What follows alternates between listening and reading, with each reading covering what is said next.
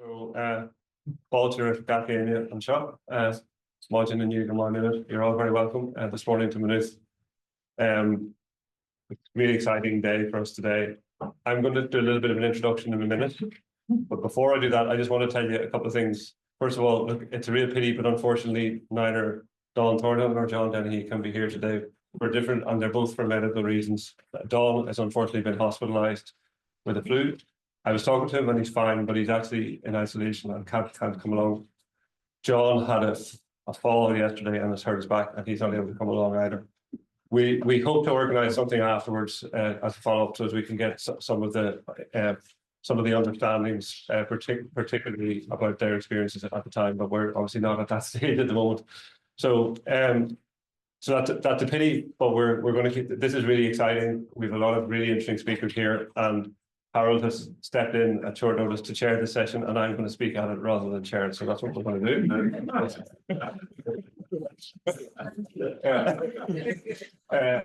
But before I introduce it in a little bit more detail, I'm going to introduce the president of Maynooth University, Professor Evelyn Lino. Thank you.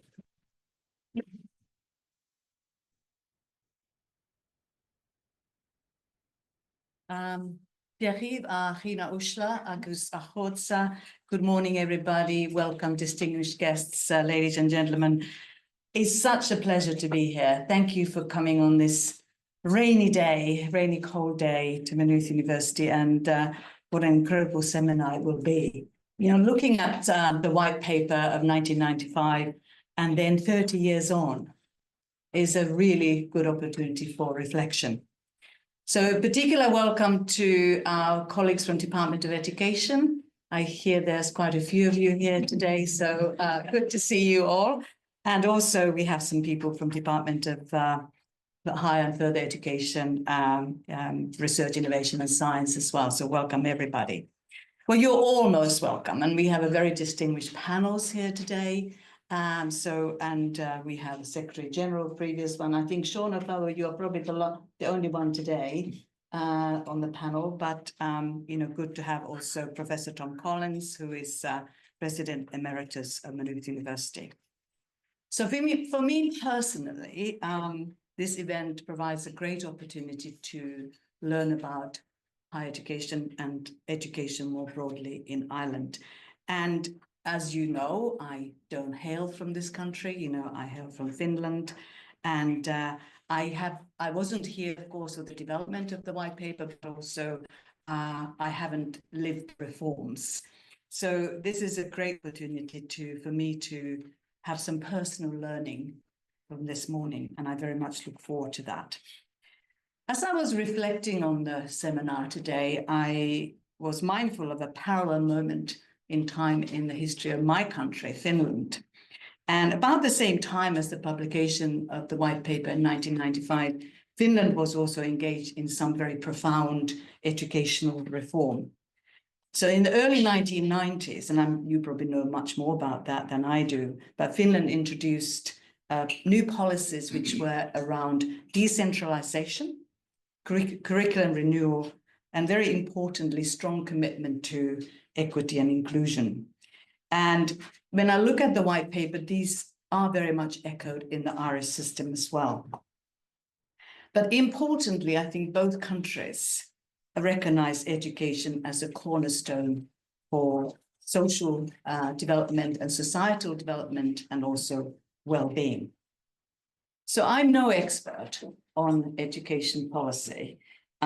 This is not my academic background. I'm a linguist and a psychologist, but I have very extensive lived experience of higher education in numerous national and cultural contexts. When I think about higher education, and there are certain kind of defining features of systems that I think support the success of systems of higher education and the sector. And I just thought I'd share some of that with you. They include academic freedom and freedom of inquiry as a cornerstone of our systems. Equality, diversity, and inclusion as defining principles of our systems. Governance and compliance that is proportionate to risk to the institution and the sector. And proportionality, in my view, is a really important principle that we need to bear in mind. Institutional autonomy. So national systems and frameworks that allow for differentiation in the sector and autonomy for institutions to succeed in their differentiated missions. And finally, I have found that systems that are globally connected are very strong and enable academic and institutional success. Some of this may or may not resonate with the broader Irish educational context and system, but it might give us some food for thought. Now, most of you probably will know that Maynooth University has a very strong tradition to contribute into development education policy. Professor John Coulihan, one of the leading architects of education reform in Ireland, played a central role in many aspects of the policy development process, and this tradition now continues today. Now, importantly, the 1995 white paper also included commitments, publicly stated for the first time, that led to the establishment of Maynooth University in the Universities Act 1997. In 2022, we celebrated 25 years of Maynooth University as an independent institution, and we were honoured to do so with the late Minister Niamh Bhreathnach, who led the development of the white paper as Minister for Education. So it is very special to have Niamh's husband, Tom, here today with us. So welcome, Tom, and thank you for being here. We are also grateful to colleagues from the Freble department at Maynooth University who captured so much of Minister Bhreathnach's vision policy insights in the podcast series, The Learning Garden. If you haven't yet listened to that excellent series, I strongly recommend that you do. So today's seminar provides us a sort of unique opportunity to examine that legacy from multiple perspectives.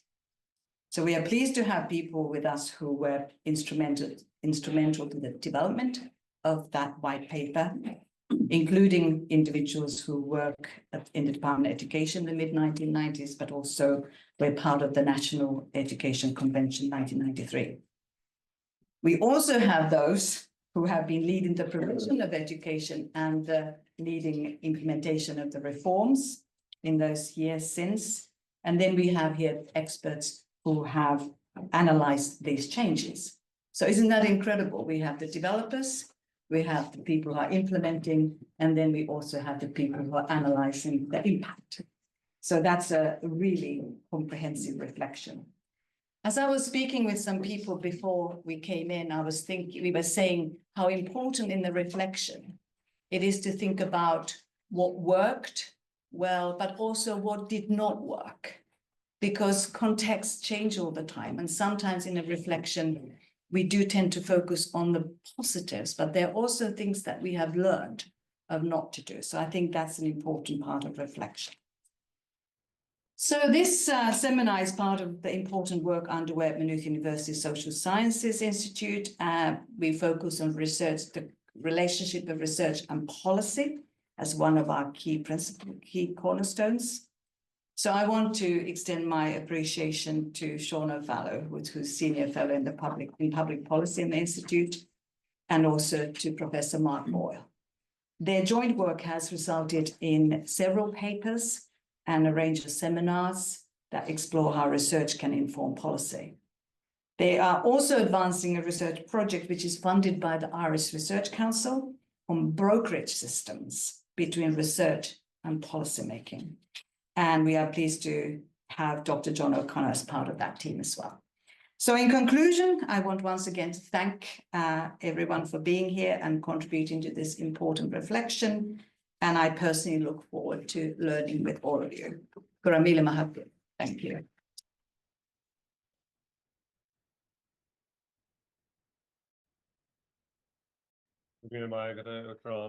That's a lovely introduction, and very much appreciate that you've come along this morning. I just want to, first of all, just to talk to people who are online for a second. Look, we could only fit a certain number of people in the room today, so thank you to everybody who is linking in online. And we will have an opportunity to look at the comments that you make online, but I'm not sure we'll have an opportunity to feed them into the discussion today. We just have to see how it goes, but please be free to make comments and we will review them afterwards.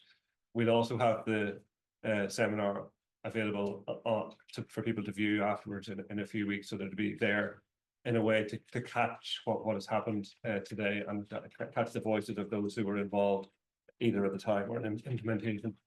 No, I'm not sure, just in terms of myself personally, this is a real privilege to be able to have an opportunity to do this. I was really lucky to be assigned to the Department of Education as a graduate recruit into civil service in early '92 and joined a very small team that was finalising the Green Paper on education at that time. There had been an OECD review of national policy for education in Ireland, which was completed in '91. And then there was an extensive consultation process commencing with the Green Paper in June '92. And the approach today is to hear from some of those involved in leading the work at the time in the department and in relation to the convention. And that will be the first session. And then following this, we'll hear from those who have been leading the organisation of education services and the implementation of change and reform in subsequent years, as well as experts.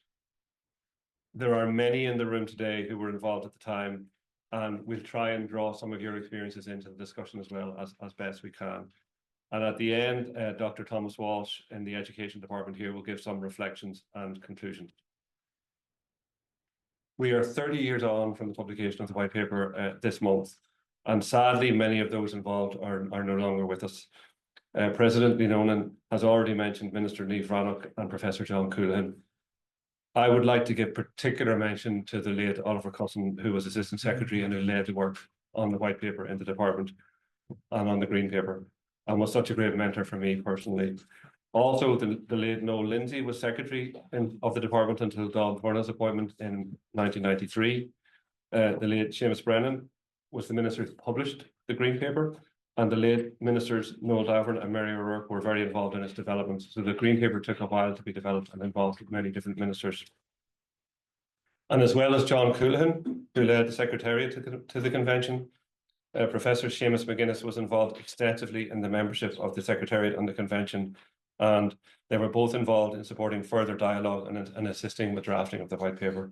And lastly, to mention the late Professor Dervla Donnelly, who passed away just late last year, and she was the chairperson to the convention. So there are quite a few people who it would have been lovely to have here, and we catch their voices. So it's really opportune today to catch as many voices as we can. And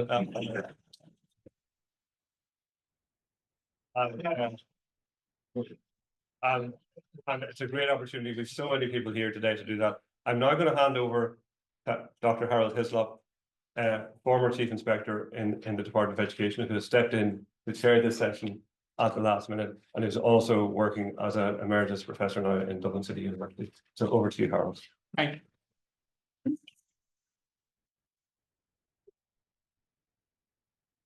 Thank you very much, Seán.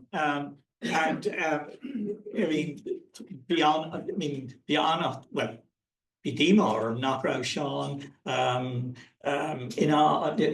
Seán Dennehy in an Velling in yo, Agus Dovarshin is mission more substitute no only so canship for suaslum say fan imagine, but Biana has or Vepartican so Agus in a way in an earlier part of my life, I used to do some voluntary work in a museum. Anya will remember it. I looked after it. And in a way today, I'm a bit almost the curator of a living museum. In a way. We're a very, very privileged position to be in.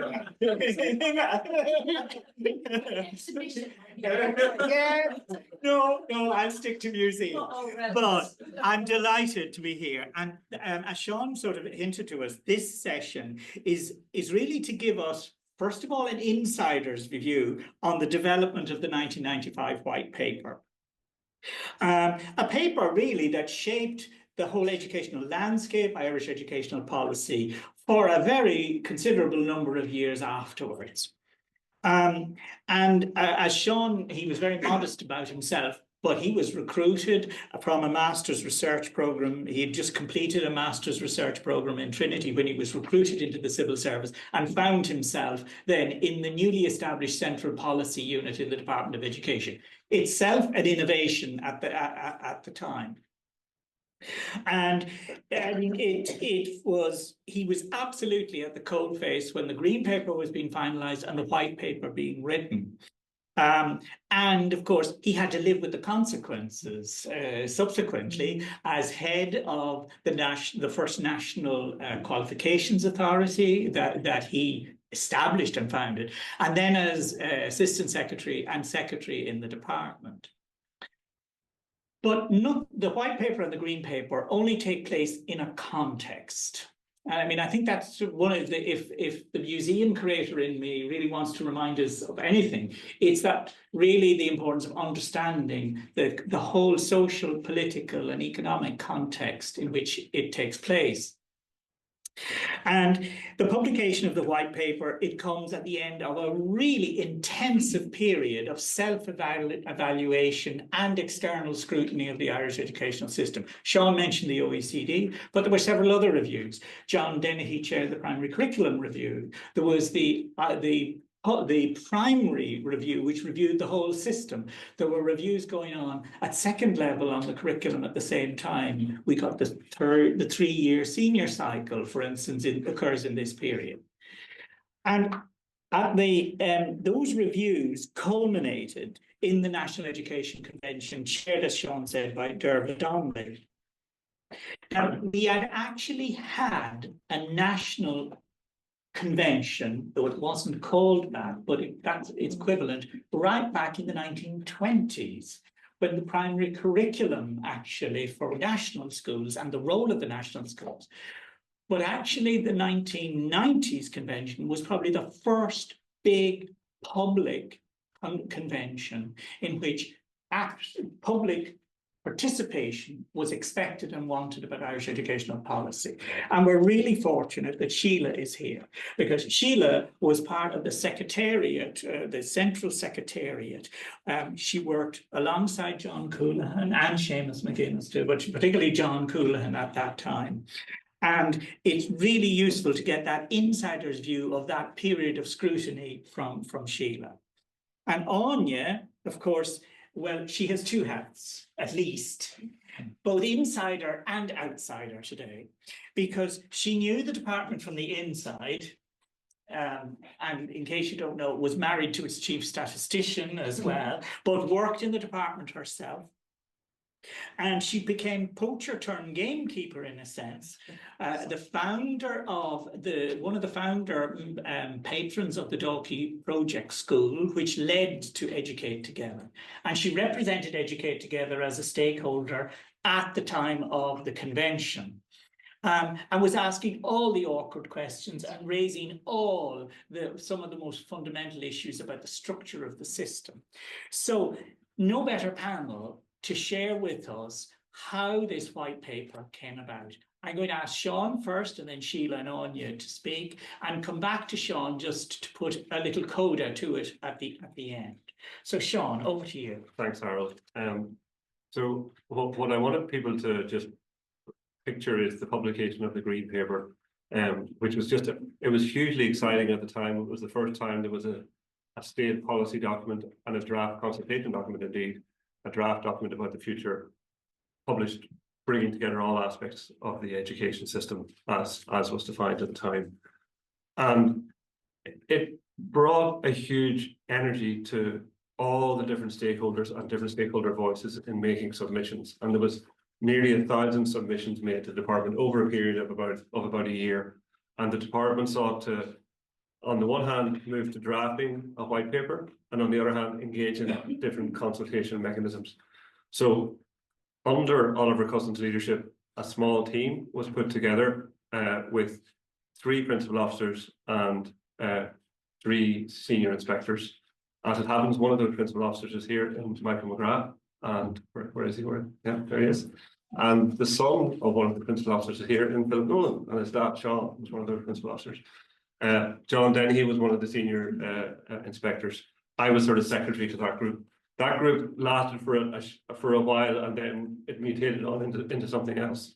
So that was one aspect of it, looking at the submissions coming in. My job was to get all the submissions coming in. You'd often read about them in the papers as they were published. I'd summarize it. There was no internet. Email was only just beginning. Literally, something might come in, and I might have to run up to Oliver or run up to Dawn or whatever and say, this submission's been received. The first time the Catholic Church took a formal statement about the whole of Irish education, the different stakeholders were not just making submissions for things that they wanted, they had to take positions on the whole thing. So at the same time then, as that moved on, we had these seminars. We had 4 first while Noel Lindsay was secretary, and then we had 2 more while Don Thornhill was. And Niamh Branagh came in just before Don Thornhill's appointment, if you like. So Seamus Brennan was the minister for the first of the seminars. And I think there was an emerging idea about how do you get everybody to have an interaction in a new way about these sets of issues. At the same time, drafting was going on, and there was a very small team which was effectively led by Oliver with John Dennehy, Seamus McGuinness, and John Coolan and me, and we were meeting 3 or 4 days a week in Dublin Castle for a period of 5 or 6 months, while this was all going on as well, working up the drafts, which we were getting from that larger team. Some of the people had moved on to other jobs, but that were getting from the larger team. Now, I wasn't in the rooms, and we'll obviously hear more from Don at another event, hopefully, when the decision was made around the convention. Obviously, the minister wanted something that was multilateral. There was a strong desire in the then management board, it was called the MAC at the time, and Don has talked to me about the suggestion that came from a member of the management board there, Jack O'Brien, for something more multilateral at the time. So there was a number of sort of ways that were coming up to wonder how we could pull this together, because we needed some way to move it on rather than the traditional way. And so, arising from ministers' considerations and so on, there was a huge amount of dialogue then between the department and John Coolan and Seamus about how this might be formed and what approach it might take. And so that kind of took place over it was done fairly quickly, sort of late summer in 1994. The convention took place in October 94. And so the minister decided that John would be the Secretary General to the convention, and then John effectively decided on the approach, and we'll hear more from Sheila about that. But one of the particular innovations then in that regard was the choice of an independent chair, independent to all of that. And the choice of Derval O'Donnelly was really key, and maybe one that hasn't been talked about a huge amount, but Derval was able to chair the whole event in a very independent way. We'll hear about it, so I won't get into it. And she continued to roll then with the department. She chaired another very important group on the institutes, on the regional technical colleges, which became Institute of Technology. She was really, really key person for just coming at things very fairly, but with no skin in the game, if you like. So it was just a period of just that lead-in period was just one of huge excitement. One of the challenges within the department was, how do you bring people with you in a tight drafting with a wider department? Not sure we fully resolved that. I'm pretty sure we didn't fully resolve it. But there were attempts made to do that, and obviously that's the management board at the time, management advisory committee. We're all involved in different ways. So I'm going to come back about what happened after the convention, but that's, I suppose, the story as I have it and as I was part of it to the convention. Okay, Seán. Sheila? Right, well, thank you, Harold. I'd like to just start off by saying how innovative and exciting the whole period was. It really was a sense of real excitement that there were things going on that were happening, and there was change happening. It was brilliant, actually, to be part of it.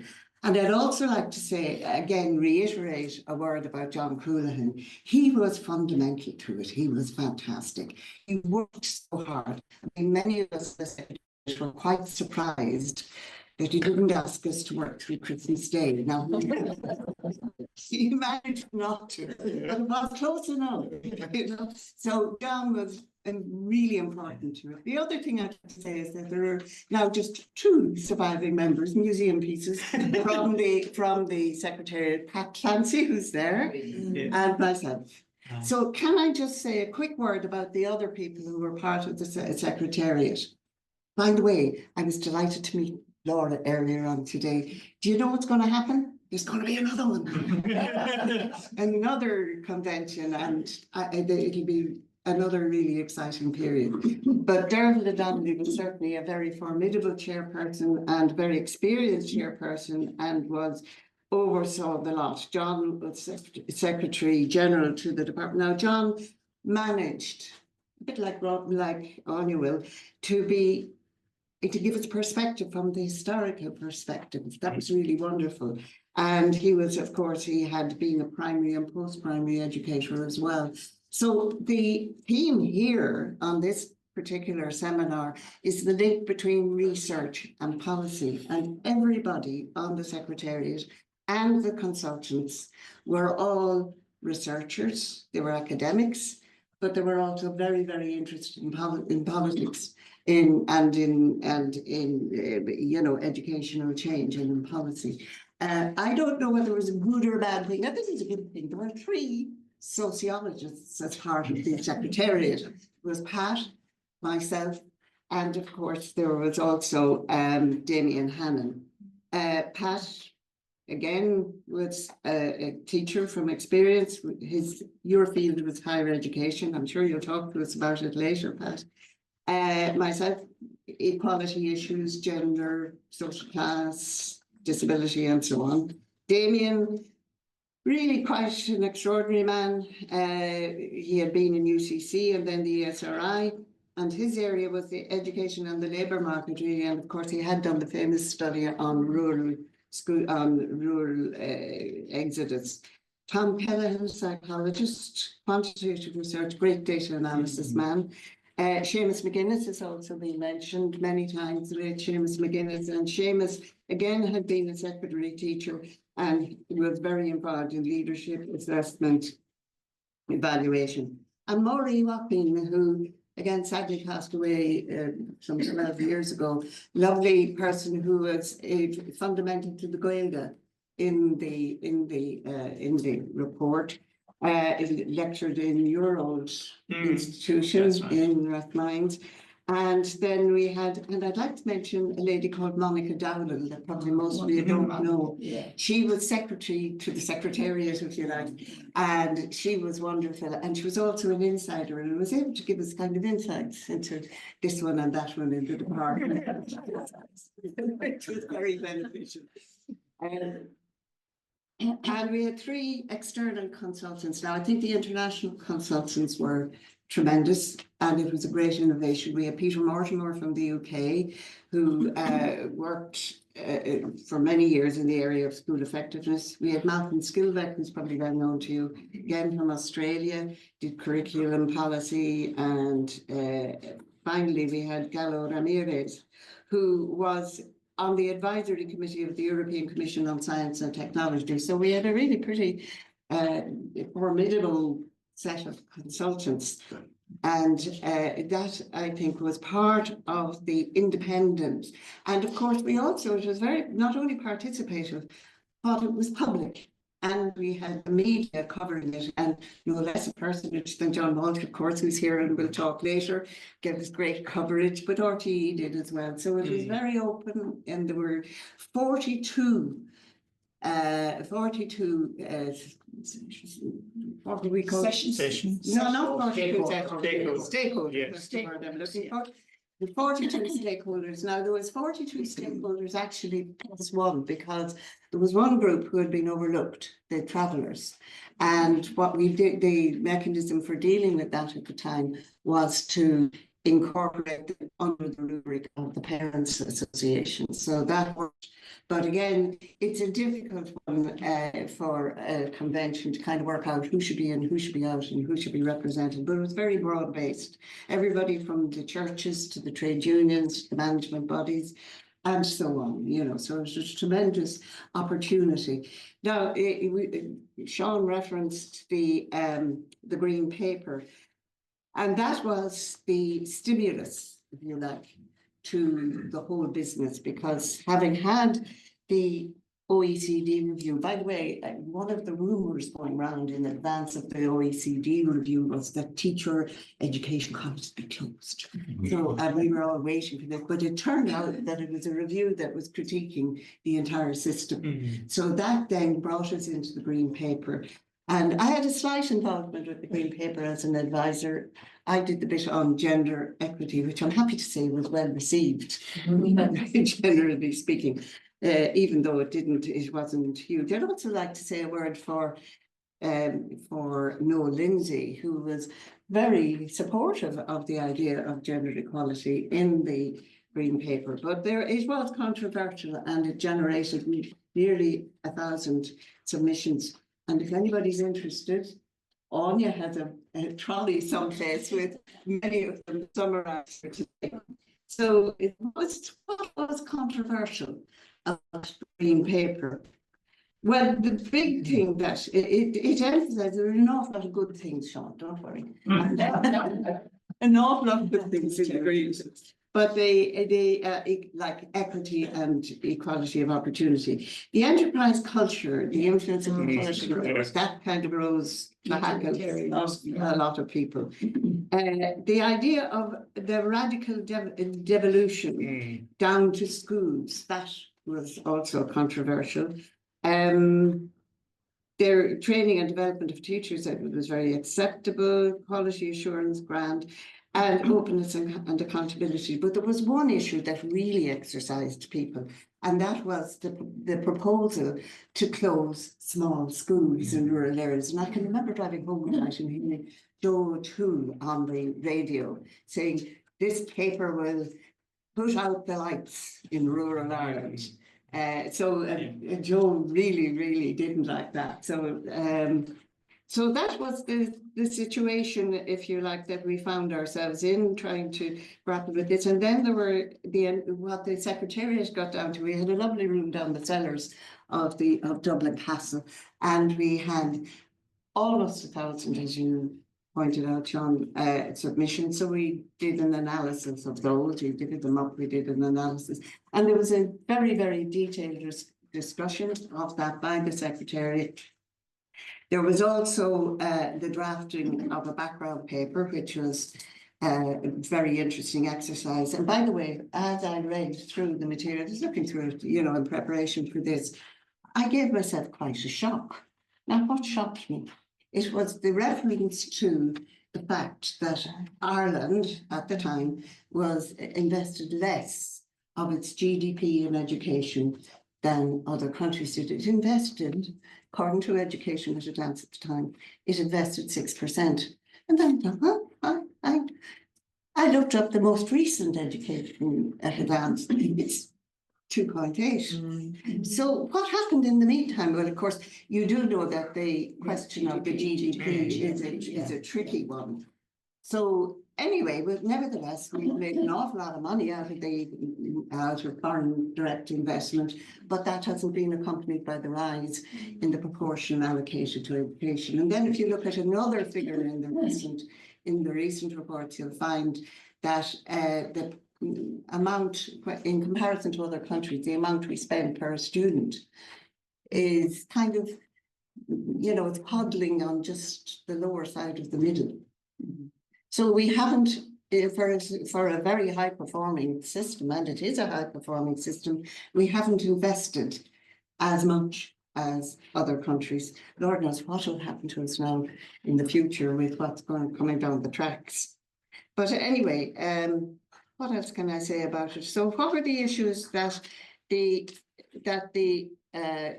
Secretariat dealt with? Well, the composition or the analysis of the submissions was followed by the establishment over 10 days, I think it was, from about the 11th, I think, to the 21st of October.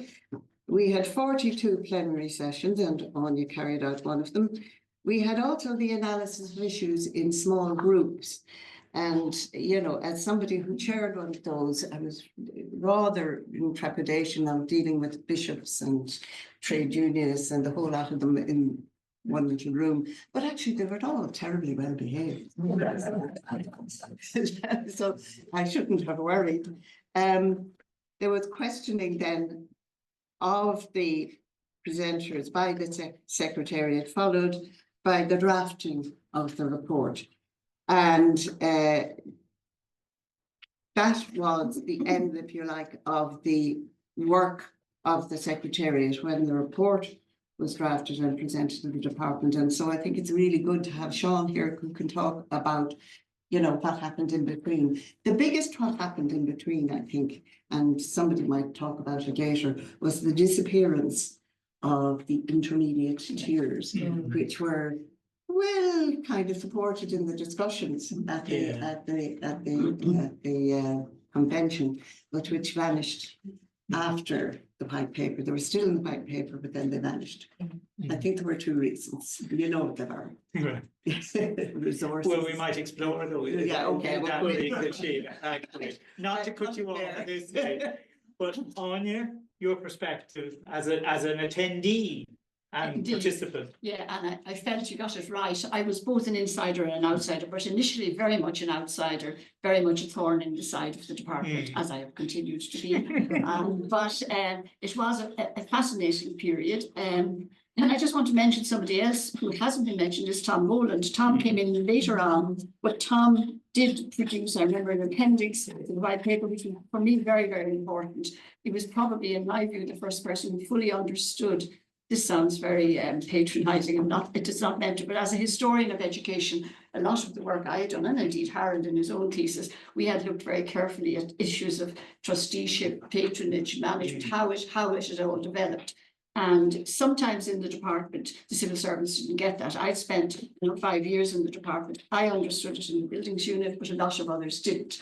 And when Tom then came in, I thought that was very important. And it was very important because to everybody, to my surprise, during that period, what emerged as a focus was really, to a huge extent, the governance and ownership of schools, even though there were lots of other issues like the point system, like curriculum, like everything else. But in fact, that's not what really hit the headlines.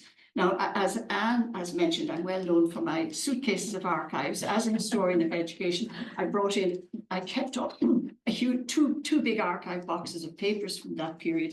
Some of them are here. The department also summarized in 3 very large volumes. They're over there. I have a lot of the original submissions, but I also have that 3-volume summary of submissions. That was me. That was you. That was you. But you didn't keep them. I kept them. Left them on the table. I also have, John Walsh will be interested, I also have a big file of newspaper cuttings. I kept them every day, put them in an envelope, and they're all there. And I also kept my own notes of all the meetings I went to. Of course, I wasn't at all the meetings. I wasn't at very many of them, because you had to be invited, and it only was when, as I say, as an outsider, I would only have some invitations. But I'd just like to bring us back a little bit farther than anybody has spoken about, because I've been very privileged. Just before John Coolan died, John was a huge mentor of mine, a huge supporter. Only for John, I would never have got where I've got, whether that was good or bad. But he produced towards a memoir, it was reflections on his youth, and he has some notes in that.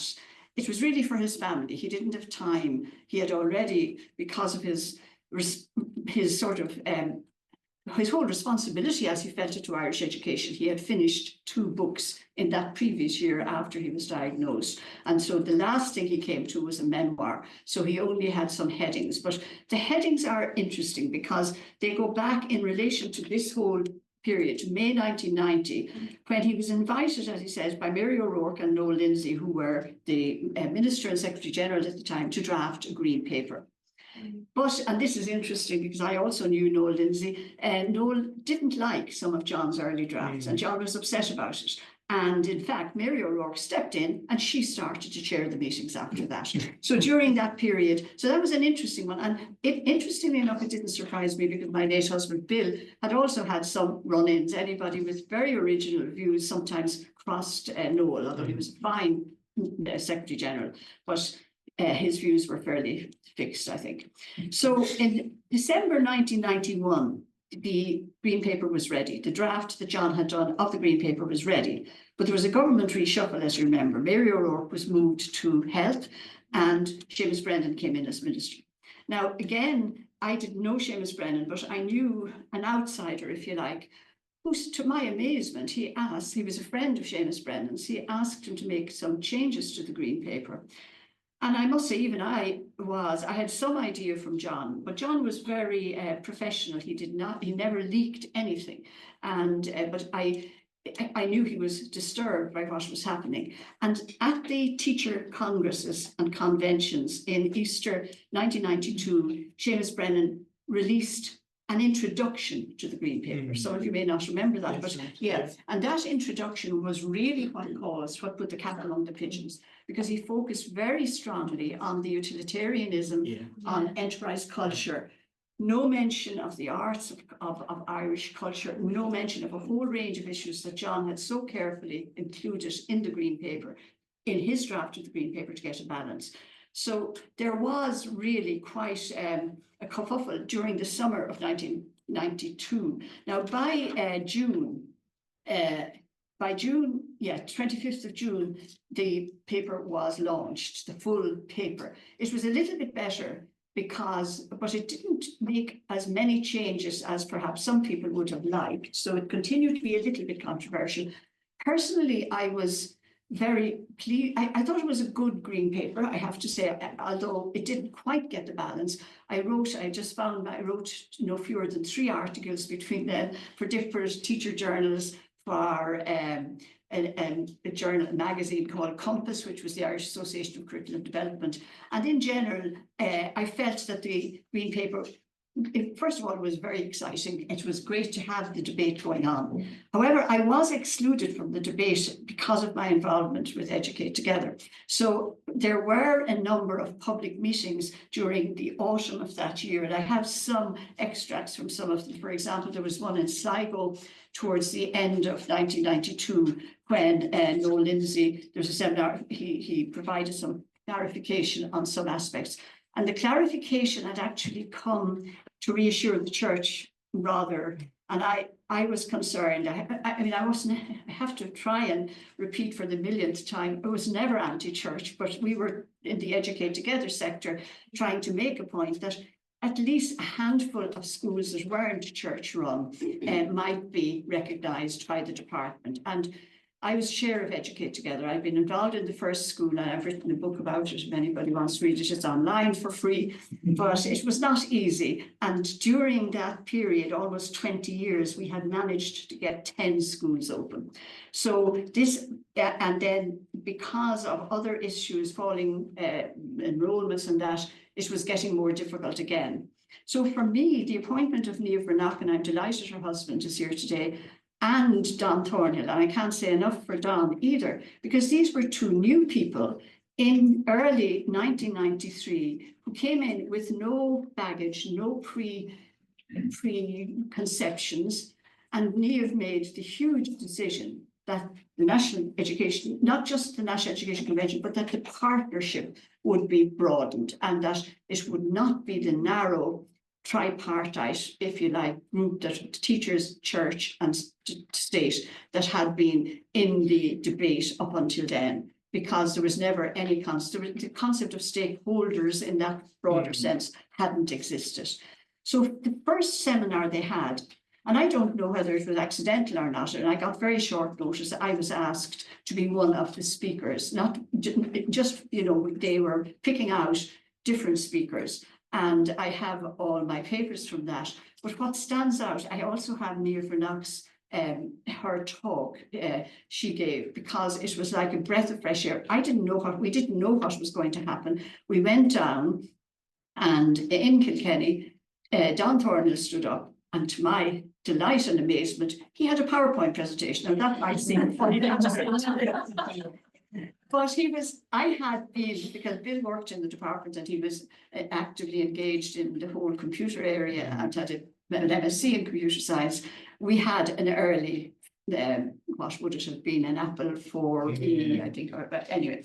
So, but almost nobody was using computers at that time. I'm sure you could think, but Don had not just using a computer, but he had a kind of an interactive. I can still see, I was hoping he'd be here today, I can still see his presentation because he was able to click and things moved. And but to me, that told us that this is a new era in Irish education, and Niamh Bhreathnach's engagement and her inclusivity for all of us was hugely, it was just a major breakthrough. I think nothing can quite explain it.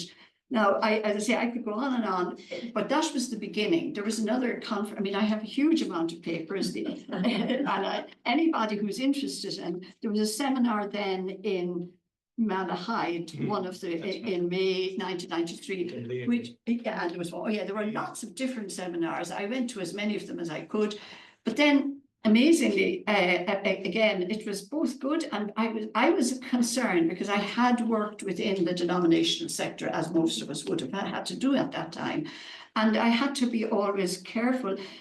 Even though I tried to explain, I was in no way, and neither was anybody in Educate Together, anti-church. It was difficult for people to understand that at the time, and that what we were looking for was a school where there was demand for it only, where children of different religions and none could be educated together, and that there would but anyway, I always had to reassure, even in UCD when I was a senior lecturer in UCD by this stage because Carysford had been closed, and I was careful not to proselytize in any way and to respect the role of the churches. So I was always balancing my professional life, which had to recognize and understood the role of the churches, and at the same time my, if you like, my role, I don't know, I was going to say personal, but really parental role in what both Bill and I were interested in. So the opening up of this was just really meaningful for me, and we never looked back really after that, and we talk about that again. But again, within the following, the white paper, and particularly the Education Act, in which Tom and Don Thornton were involved, it of course continued to recognise the role of the churches, but they were no longer going to be the only partners in education. Okay. Seán, Okay. move us on Well, from the end of I'm going to that. go back a tiny bit first. One thing that happened at the convention that's worth of note was that the department had to present and be questioned. Yeah. And that myself and Paddy McDonough, who's here, helped go on with the paper presentation, and he wasn't able to use his roundy slide thing, so I have to actually move the slides on.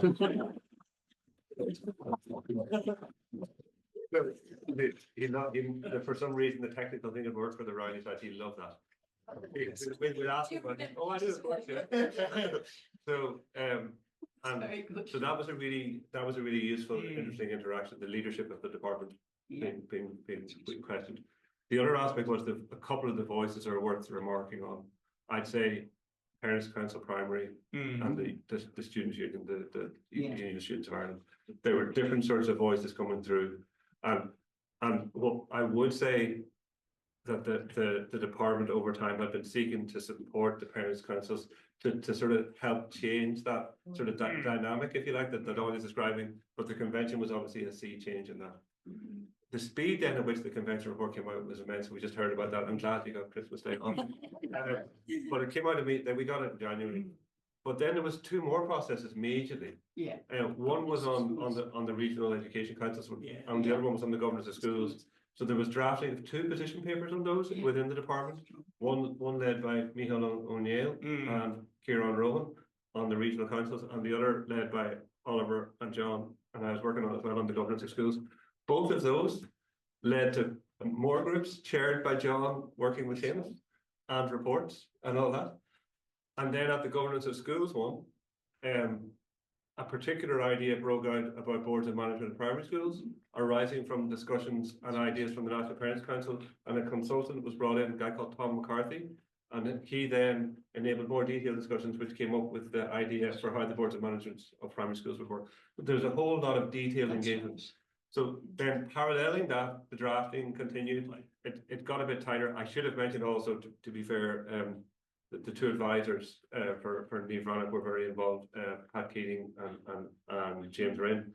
James didn't come back the second time when there was a little interregnum when the politics changed and the new coalition came, but Niamh Bhreathnach continues. We had Michael Smith for about 3 weeks, and then we were back with Niamh Bhreathnach. And so there was that drafting continued, and of course within that drafting there was obviously going back politically to Niamh Bhreathnach. Nobody in the department really knows about that because she would have taken the drafts, commented and got back. But I certainly was in receipt of many comments, and we were changing the drafts.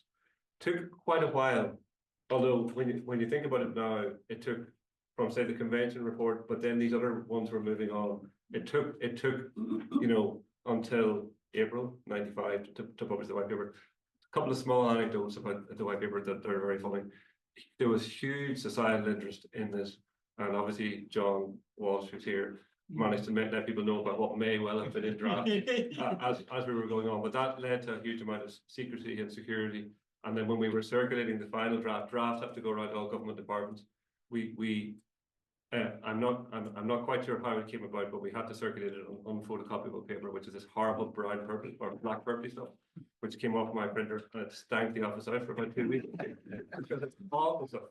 And then it creates huge frustration because one copy goes into the Department of Finance or whatever. It's just very annoying for them. Yeah. But that's what we did, and then it all came through, and obviously then the paper was published in April '95, and then the next stage happened. So that's published first of all in a pre-designed version. Yeah. I have that first one, and then the other one, which is now a collector's item, by the way. With the Brian, colored one. Yeah, with the Brian Kelly design. Yeah. And then can I just do, all three of you maybe might want to reflect on this. You have a period of intense scrutiny, convention, all of those working parties. You have a green paper and a white paper, and I mean, and then you have the legislation that follows. That Tom would have written a lot of the legislation and so on that followed. Now, normally, you get that in policy terms. You need a period of really political stability to have a green paper and a white paper and legislation. And yet, if you go from 1987, let's say we take 1987 as a starting point. Between 1987 and 1997, we had 5 governments, 5 ministers, 6 if you count Niamh Bhreathnach because she came in and out, in and out of office. And you have Fianna Fáil in power either as a minority government or with the PDs or with Labour from 87 to 94. And you had 2 leaders, Charles Haughey and Albert Reynolds. And you then had a Fine Gael Labour and Democratic left coalition for 94 to 97 under John Bruton. So you have a huge period of political instability. So how did we end up managing to deliver a green paper, a consultation, a green paper and a white paper process? Well, I'm not surprised in a way, because all the political parties, all the 4 major, if you count PDs at the time, they were all in favour of some move forward. We weren't in a you weren't in a situation where there was a huge difference. I mean, there are differences relatively small, maybe not relatively small. There are differences in the various political in their manifestos, if you like, because you can see that. But they were willing to see beyond that. I also think, of course, nobody should ever underestimate the permanent civil service. Yeah. The extent of it. But so it was the permanent government delivered? Not entirely. I mean, that was a good thing. The good thing was that, well, to me, because there were other changes. I won't. I mean, the curriculum and exam. Gemma Hussey's period was quite an important period as well. I was a very active member of the curriculum exam board, and it was a huge consultative process. I was all over the country with drafts, and we changed them, and drafts of junior science particularly. So, but you had at least a stable period. We had, yes, it was short though. It was short. Okay. And then from 1988, 1988-89, when Mary O'Rourke, of course, was very interested in education, and was quite a courageous minister. She came straight in and was very willing to pick up the piece very quickly. And you had Niamh Braniff And as then well. Niamh Braniff the same. So Seán, is it fair to say that the permanent civil service drove it? I don't think that's absolutely true, no, but I do think there was a strong drive from the permanent civil That's service. right. I'd take an even longer run and say that on the whole, the biggest difference between ministers' policies are around the ministers rather than around as much as around the government, as around the party. And that we've just heard about one with Seamus Brennan as an example. But there was a content on the whole, ministers don't turn over things that other ministers have done, unlike, for example, in England. So we don't have that constant change of initiatives. Yeah. There's one major issue in the white paper that was turned over, which is the regional structures. Yeah. And that was signalled immediately by Micheál Martin, who was the opposition spokesperson, who then came in as minister. So, but other than that, there's a continuity. Not to say they don't take it in their own direction, of course they do, but at the highest level, they're not establishing and unestablishing and all those sorts of things that happen that are. So there's a continuity, but that's not to say that the ministers aren't in charge and don't drive it. There are so many hallmarks of Niamh Braniff, I would have thought, on the nature of the white paper. So it'd be, and on the consultation process, that it would be very, very unfair to say the civil service drove it. And there were certainly uncertain. I mean, I can remember the Michael Smith period, and we were just going like, we don't know what's going to happen because there could have been an election then. But then it stabilized very, very quickly. So and then it kept going, and having the same minister continue in when there's a new government or a reshuffle provides a lot of continuity. I was very struck rereading it by the fact that the white paper, in a sense, rescued the definition of what the state saw as its role in education. I mean, the Brennan paper, the Green paper, was very strongly enterprise-focused, utilitarian approach. And there's a definition in the white paper about the state's role in education. It arises as part of its overall concern to achieve, yes, economic prosperity, but social well-being and a good quality of life within a democratically structured society. It's not a bad definition of what an education system ought to be. And it goes on, it concerns fundamental human values and confers on the state a responsibility to protect the rights of individuals and to safeguard the common good. That sort of philosophical chapter was quite unusual. Am I unfair in saying that it was unusual, Sheila? No, I don't. Well, I think it probably was unusual if you compare us maybe to our nearest neighbours, particularly. And I'd just like to say, I mean, one of the great influences on us in recent years has actually been Finland, and it was very nice to hear the president refer to that. But I think also one of the factors which led to this stable thing was the theme of this conference or this seminar, which is research and policy. And we were fortunate in the permanent civil service that we had to have people like yourselves in post who were aware of the research into the various dimensions that were covered. So I think also the fact that the whole discussion was grounded in research, summarized in the report of the National Convention and then taken up in the white paper. So I think there are a number of them.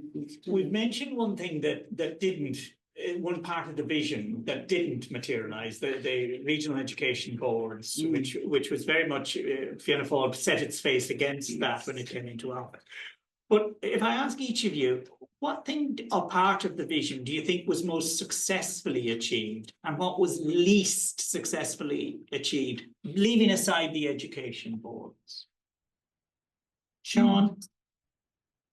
I think that the biggest part of the white paper is the bringing together of everything in a coherent way and trying to put all of the initiatives for change together. And if you look at each aspect of it, there are initial steps for ways forward in a huge number of areas, which couldn't be fully worked out, but that there were initial steps, some less further forward than others. For example, special education needs less forward, as it was generally at the time, others more advanced, others sort of left open. For example, the area that I became more involved with for the next 10 years or so on the qualifications, the bringing together of further and higher education and training was enabled by the steps in the white paper, which then has arguably led on, and the bringing training into the Department of Education and Skills as it was at the time, and then the coherence of the current DFARS. So I think but you couldn't. I think many areas are like that. I think there had to be a flip between, and the biggest challenge was, what was the challenge faced by the department? And it's arguably still the same challenge, and the people from the department here can hear about that. Not to be involved in day-to-day in schools, right? So the concept in the department was regional. That became a non-runner. Nearly passed, but even if it had been passed, that's a very interesting question. Would in a Fianna Fáil government would they not have implemented? Probably would, but we don't know. And I know the minister would have loved if that had been passed as well as the Universities Act, but it wasn't possible. So then the national agency concept came in, and that has, there's lots of real successes in that national agency concept for separating out the day-to-day. So when an exam paper falls off the back of a lorry, it's now somebody in the State Exams Commission. So and therefore the minister doesn't have to make calls with a minute. So all those things. But then there are still so many aspects of the system, notwithstanding all of that, where there's the challenge of the department getting caught up in the day-to-day. And I know the department is still reflecting on that. So I think that when you go back to the OECD review, that's what it highlighted. Green Paper highlighted it, and maybe it was partially solved, but it's a political system department thing, and it's really hard. And even in the higher education space, you could argue then that the same issue occurred, for example, between the overlap between the Department of Education and the HEA for many years, which hopefully has had more clarity brought by the more recent HEA legislation. Sheila, what would you say what was achieved, the best of the achievements and the failure? Just talk a little bit about what I think needs an awful lot more work, although there have been some super developments, and that is the area of education for people with disabilities. It's not there yet, not by a long way. So that has to manage at local level and at the level of teacher education and in career development. And that there's, the most recent minister has declared that she's going to work with the Teaching Council to develop additional programs. And as somebody who was involved in teacher education for many years, I'll be the first person to put up my hand and say we didn't do enough. We couldn't do enough in the time that we had for initial preparation. What was a success? I think, although it wasn't, it's only tipped upon in the white paper, and that was the establishment of the Teaching Council. I think that's been a great, a great development in the education system, and it's great to have Tomas here, who worked for so many years as director. So those would be my views. I think for me, if I was just to say one word, I say inclusivity. It was the first time we began to debate genuine inclusiveness. And I'm thinking social class, for example, educational disadvantage, issues that were subsequently picked up. I mean, I was a member of the Special Education Review Committee, for example, and I chaired subsequently the Education Disadvantage Committee, which, thanks to Micheál Martin, was a statutory body, but thanks to subsequent ministers was removed, but we won't go into that. Again, an interesting one, we could discuss that. Educational disadvantage began to emerge. Where did young people, sadly, I agree with you about special education, and while some changes came up after the SARC in 1993, not enough, and we could talk more about that. But yes, the inclusivity, I think, was, there was an awareness. Again, a lot of that. So you're talking about inclusivity both for the student, but also the inclusivity of partners in discussing. Oh yes, I'm talking absolutely. I use that word in an inclusive way. Right. Yeah. So, and I because people often say to me, you're all over the place in your educational research. And I say, no, there's one word. If you look at almost anything I've written, it is about inclusivity in some form, whether it's special needs, whether it's education disadvantage, religion, or whatever. Well, and invite comment from the floor. Tom Ferris. Thank you, Chair. Would you, and it'd be good as we take comments, if you introduce yourself, just because I know many of us know each other, but many don't. So, sorry, you're going to give me this? Yes. Thank you very much. Thank you very much, Chair. Thank you, President, for your remarks. Yes, I'm Tom Ferris. civil servant, retired, but husband of the late Niamh Brannock. And in fact, I'd like to start 4 very brief points, linking back to you, Chair. You mentioned philosophy. And Niamh has gone on record as saying she asked her departmental officials about philosophy and they said they didn't do philosophy. Yeah. And she got up during the night to look at her thesaurus and found it was practical wisdom. So she certainly drove that chapter of the white paper. My second point is picking up on Anya and using your lovely phrase, insider, outsider, because nobody should be surprised that living with Niamh Brannock meant that I imbibed a lot of the things that are in the white paper. And that leads to my next point, the title of the white paper. I had the flu, as somebody else has the flu badly at the moment, Don Thorner, but I had the flu and was reading an article by Hamish McRae, and he used the verb charting. And I suggest to Niamh, this is a lovely word. So I have one word linking into white paper.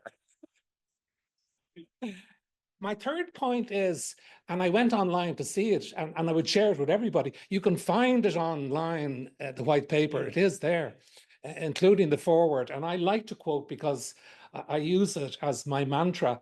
In the foreword, Niamh pointed out that, quote, the ultimate objective of the strategies set out in this white paper is an education system which will provide every student with fulfilling education experiences at every stage in a lifetime of learning. And my final part is back to Maynooth. That sounds like Back to the Future, but back to Maynooth, because I'm delighted this is happening here in Maynooth, because it's here in Maynooth that Niamh had her closest university links. It's here that she gave her papers. It is here that 27 months ago she came, 20 days before she died, and did those wonderful podcasts with Leisha Niclary. And it's been mentioned already, but let me reinforce it, the learning garden. Use your spot, that phrase that keeps being used, or wherever you get your podcasts. Yeah. Okay. Thank you. Thank you very much.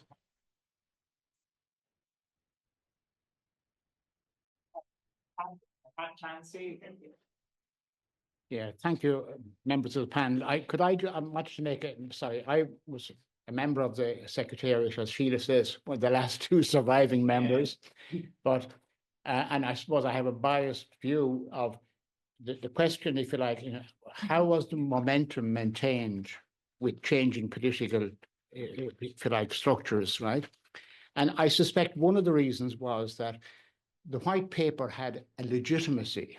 And I think the legitimacy was born from the National Education Convention. And the uniqueness of that in policy terms, if you like, where the stakeholders, as we talk about, if you like, were asked to confront each other and if you like, the conflicting objectives that they had. And that was, I think, the achievement of the convention. And that was our mission, if you like, when people came in to make a presentation and we would confront them. Well, the church has a different view, or Educate Together has a different view, or the VECs have a different view. So in other words, and the attempt was to reconcile, if you like, the different views of the stakeholders, right? And that was, and I mean, in a sense, some of the stakeholders were very uneasy about this. I mean, I remember, and this is a kind of tale out of school, I suppose, initially the trade unions didn't want to present at the Education Convention. And I remember, John,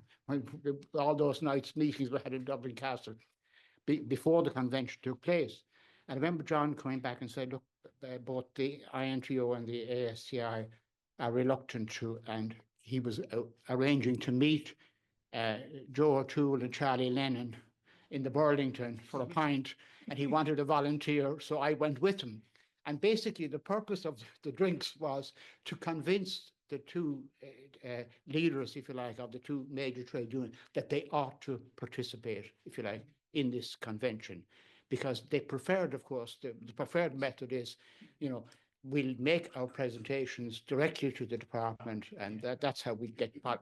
But I think the success of the white paper, I think part of it relates to, and when I read the white paper, and my God, there's a lot of the report of the National Convention directly in the white paper, and I think that's but that's the legitimacy, if you like, stems from that. That would be my view. Yeah, thank you. Tom Boland. Thanks very much, everybody.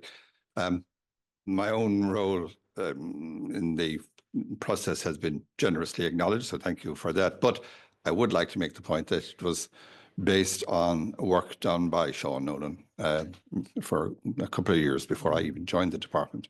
So I got a good head start from Seán. Very briefly, I think the contribution that Seán and I made to this process was in a way unlocking a kind of legal constitutional paralysis that existed in the department and in government as to exactly what were the constitutional rights, responsibilities, roles, duties of the various players in education. And I think it would be fair to say that that paralysis was encouraged and certainly relied upon by the denominational bodies to co-profess and maintain their very strong control on the education system. And I think what the white paper did, and then subsequently, of course, the provisions of the Education Act, is to break that logjam, to remove the paralysis and let the state know that, in fact, and other partners in education, that in fact this wasn't one organization running the whole show. Thanks. Yeah, because it was such a contrast to, say, what earlier ministers for education had described themselves as the plumber just knocking out the lumps in the system, in a sense. Catherine at the back there, who would have been involved in the IMTO, are you going to respond to that? No, Catherine Byrne, formerly Deputy General Secretary of the IMTO. Just to say, first of all, I found it really fascinating listening to just the descriptions by all of you, particularly around the process. For me was fascinating, and the challenges that must have been there for the Department of Education to deliver in such, a short space of time, an extraordinary amount of work. And what I'm always thinking about is the future, even at the age of 75. And I'm curious to know if any of the panel might have any suggestions around process for the new commitment to a convention that's in the Programme for Government. There's a commitment to a convention on the future of education in the Programme for Government. That's going to be obviously happening in the next, I don't know, maybe 1, 2 or 3 years. And I'd be really curious as to whether you have kind of insights from your experience that could benefit this new convention, or innovations or suggestions about things that might be included, particularly in terms of process. Like when you think of the changes that are facing education, AI by itself, for example, when you think of the way in which the voice of young people now forms such a part of policy making, have you any thoughts or insights or innovations that you might suggest to those charged now with setting up a convention on the future of education? Before I let the panel respond to that, Seamus, you were centrally involved as well. Well, thanks. I particularly appreciate Pat's managing to bring agreement between Joe O'Toole and Charlie Lennon, but that's going into a lot of history. You mentioned yourself, Harold, the question of context, and I think it is terribly, terribly, terribly important to look at all of these things in whatever context they're in. And I think we're all a little bit tempted to do the Roy of the Rover approach to things. Everything was bad. Then I came in, I scored 3 goals, and we won the match. You mentioned the various things that happened during the 80s, including the primary review. That was directly and solely involved with solving an industrial dispute over the funding for schools in 1987. And that is a long story. Well, not terribly long, but I could tell you that story. The question I want to ask, because nobody seems to have written or spoken about it, was what was behind the multilateral talks that took place here in Maynooth under the aegis of Johnny Coolan in the late 80s over the patronage and management and running of schools. Church side, the unions, the BC, IVA. I was in on those. I could never figure where it came from. They didn't go anywhere, but they must have fed into something. Okay. Well, let's come back to the... Yeah, sorry, just sorry, Seán. the couple of other... the EC and OECD, I remember a meeting with, on the part of the IBA with Noel Lindsay. And Noel Lindsay, to our total surprise, said, we are going to introduce free third level education. That's about 1990. The Green Paper, I remember Seamus Brennan saying to me that I wanted the revised Green Paper. I told Noel Lindsay, I asked Noel Lindsay how long it would take. He said it's 6 months. I said I want it in 6 weeks, and if so, there's a certain position that will be open. The Green Paper, or the White Paper, I was working with Micheál Martin at the time. My recollection of it is that it was published, I think, on this week, on Holy Thursday, or there was a lot made out of the fact that it was produced before the teacher conferences. I have no idea about that. But there was a response needed, and it was published about 4 o'clock in the afternoon. There was an immediate response, and I remember leafing through it with Micheál Martin and Eamon Cotter's brother, Michael, and we came up with the missing chapter on the funding. That again featured in the debate on the White Paper subsequent to the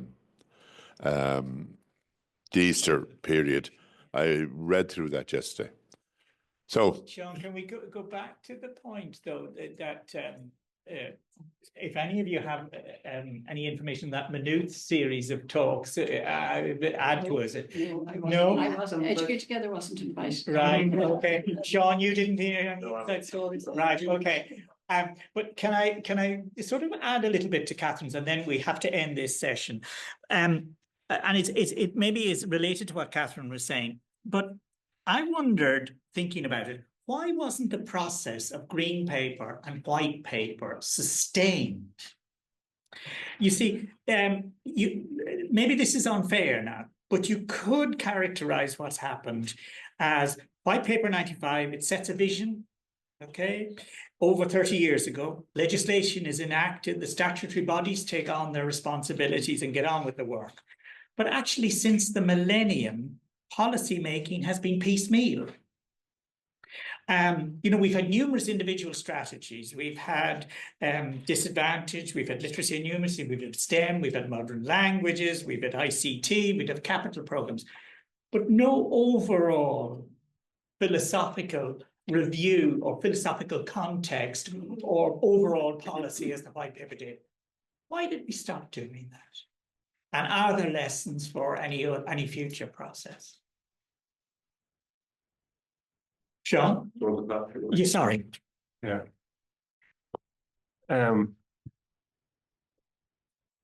The way I would reflect on that is that there were a number of major strategies with detailed engagement and implementation arrangements in place, and that's the approach that was advanced. And then I would piecemeal is a bit harsh.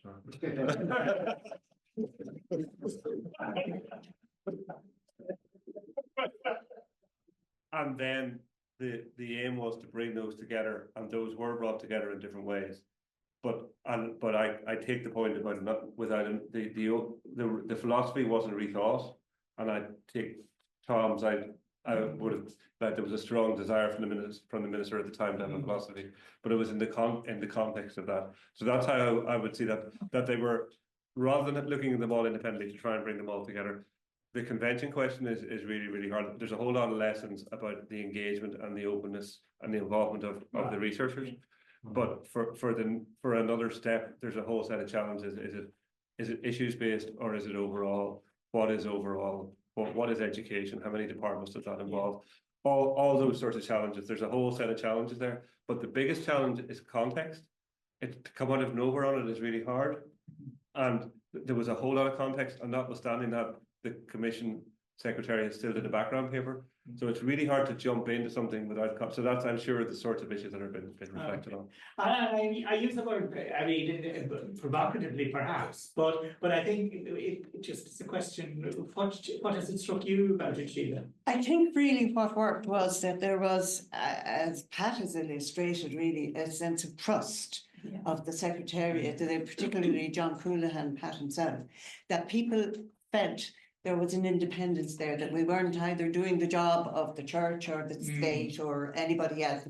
This would be a genuinely independent and listening exercise. And the fact that you had an independent secretariat, that you had external consultants, international consultants. And I think if you can replicate that, but there has to be that bit of trust that what will happen will not be just a reimposition of something from somebody else, Oh, and Yeah, I think Sheila, sorry, I think Sheila has put it well. I mean, it's important that when there is consultation, it is genuine consultation. And I have to say, in more recent years, we seem to have lost that a little bit. When I looked back at my two archive boxes, and realized that before the computer, all submissions were available. I have recently been involved in some consultative processes, and time lags. I've been told we can't make your submission generally available until after the decisions are made. Well, I mean, there's no point in having a consultation if you're not going to take account of all the submissions. So I think that was the big thing that I saw in the National Education Convention. Even outsiders, even people who were making comments that were not popular, they were heard and they were listened to and they were made available to everybody, and the total educational world could comment on them. And so from the point of view of the Secretariat, they could get the balance. It was up to you to get the balance, but not actually sharing submissions. I think don't ask for submissions if you're not going to share. So that would be my big advice to the new convention or whatever it is. Make sure that everybody's voice, however eccentric or unusual. I was rereading my late husband, Bill, was a little bit eccentric on some things. After the Malahide Convention, he wrote I think it was about a 20-page submission, sent it to Seán. Seán, you sent back a most polite response. And always within Bill's writing, there was always a grain of something quite creative, quite imaginative, well worth reading. But people like, and I wouldn't be quite as eccentric, but I think it is important that people read, and that's what happened. You read everything and heard everything. So we'll discuss your eccentricity some other time. But I want to express our thanks to Seán and to Sheila and to Anya, and also those of you who have contributed. And I hand over for the second session. We'll get going again. I'm going to introduce, so I'm moving into chair role now. So I'm going to introduce four panel members here today for the session, which is really about reflecting on implementation and relevance. It's a bit of where the questions were going actually in the previous discussion. So to my right is Bridget McManus, who was Secretary General in the Department of Education and Science from 2005 to 2012. And has had many other roles. For each of them, it's kind of the same thing. So I'll give him a primary role. We have John Walsh here, who was formerly education editor of the Irish Independent and also was a special advisor to Rory Quinn when he was minister. We have Anne Looney, who is Professor. Sorry, we've Anne Looney, who is Executive Dean of the Institute of Education at DCU, and also was Chief Executive of the National Council for Curriculum and Assessment. And of course, we have Professor Tom Collins, formerly Professor of Education here and Emeritus President here, and also was a former President in Dundalk Institute of Technology. I could list about 20 more things for each of them, but I won't do that. So what I'm going to do is I'll go in the order that we're sitting here, just some reflections on implementation and relevance of the white paper, starting with Bridget. Thanks. I probably wasn't going to start with this, but I was struck in the room in terms of some of the debate on the context in 92, 93, 94, 95. Because in rereading papers, I noticed that the first day of the convention was also the day that the National Development Plan at the time was launched, same day. And actually, as it happens, I was the lead official at the time in the Department of Finance that pulled together across the sectors that plan. And indeed, Tom Ferris, whom I knew Niamh Brannock as Tom Ferris's husband, because Tom Ferris was the lead official looking after all the sort of transport, energy, infrastructure in that kind of plan. And I say it for two reasons, because I think at the time it was a very different approach, but there was a huge, usually for the Department of Finance, let me say, amount of consultation, engagement with partners, trying to put, instead of individual applications for structural funds, a whole structure around it. So I think in some ways, the convention and the planning was part of a wider, perhaps, approach. But the second thing I'd say in maybe a bit of defence, and I have no idea, I wasn't in education at the time, around in the utilitarian sense, because Pat Dowling in the Department of Education was very strong in his team in trying to get more structural funds money for education that had traditionally gone to training. And I think in some ways, because I saw it in tourism myself, in arts, for example, people were always trying to put a tourism hat on it because you could get more money for it. So I think maybe part of the reason for presenting education in a sort of utilitarian fashion at the time might have been a perception that if you could show it was wrongly, in my view, because we should look at things, whether arts or education or anything else, in their own right. But I wonder, I ask it as a question because I wasn't around at the time, if that was part of the reason for some of that kind of framing, if you like, to justify investment. And it's a debate that you have a lot of time around education. And I throw that in, it's not in the remit of what I was supposed to be talking about. I'm going to add one thing. Unbelievably, Oliver Cusson was also the Assistant Secretary while doing the white paper, in charge of the work on the NDP. Yeah. Because that's how small the management board was. Yeah, and Paddy, I think that would have involvements in it. I suppose, Seán, one thing Seán said to me is, you know, I arrived as Secretary General in the Department of Education in 2005, and you know, posed the question as to what was my impression of the white paper when I arrived. And when I was reflecting on that, I suppose what's very striking to me is that it wasn't really there as a frame of reference. It wasn't really discussed as part of the reason for policy development or policy implementation at the time.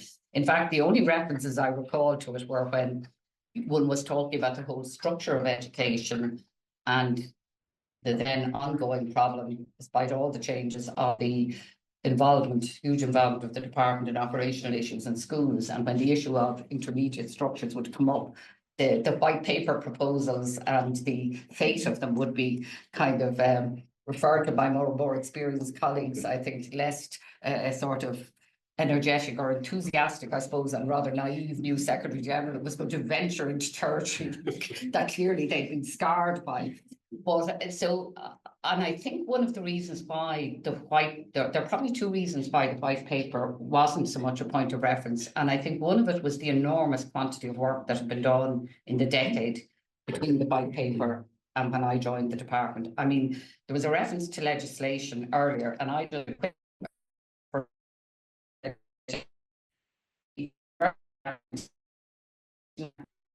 Qualifications Act 1999, the Education Welfare Act 2000, the Vocational Education Amendment Act 2001, the Teaching Council Act 2001, and the Education for Persons with Special Education Needs 2004. And no doubt I've probably forgotten.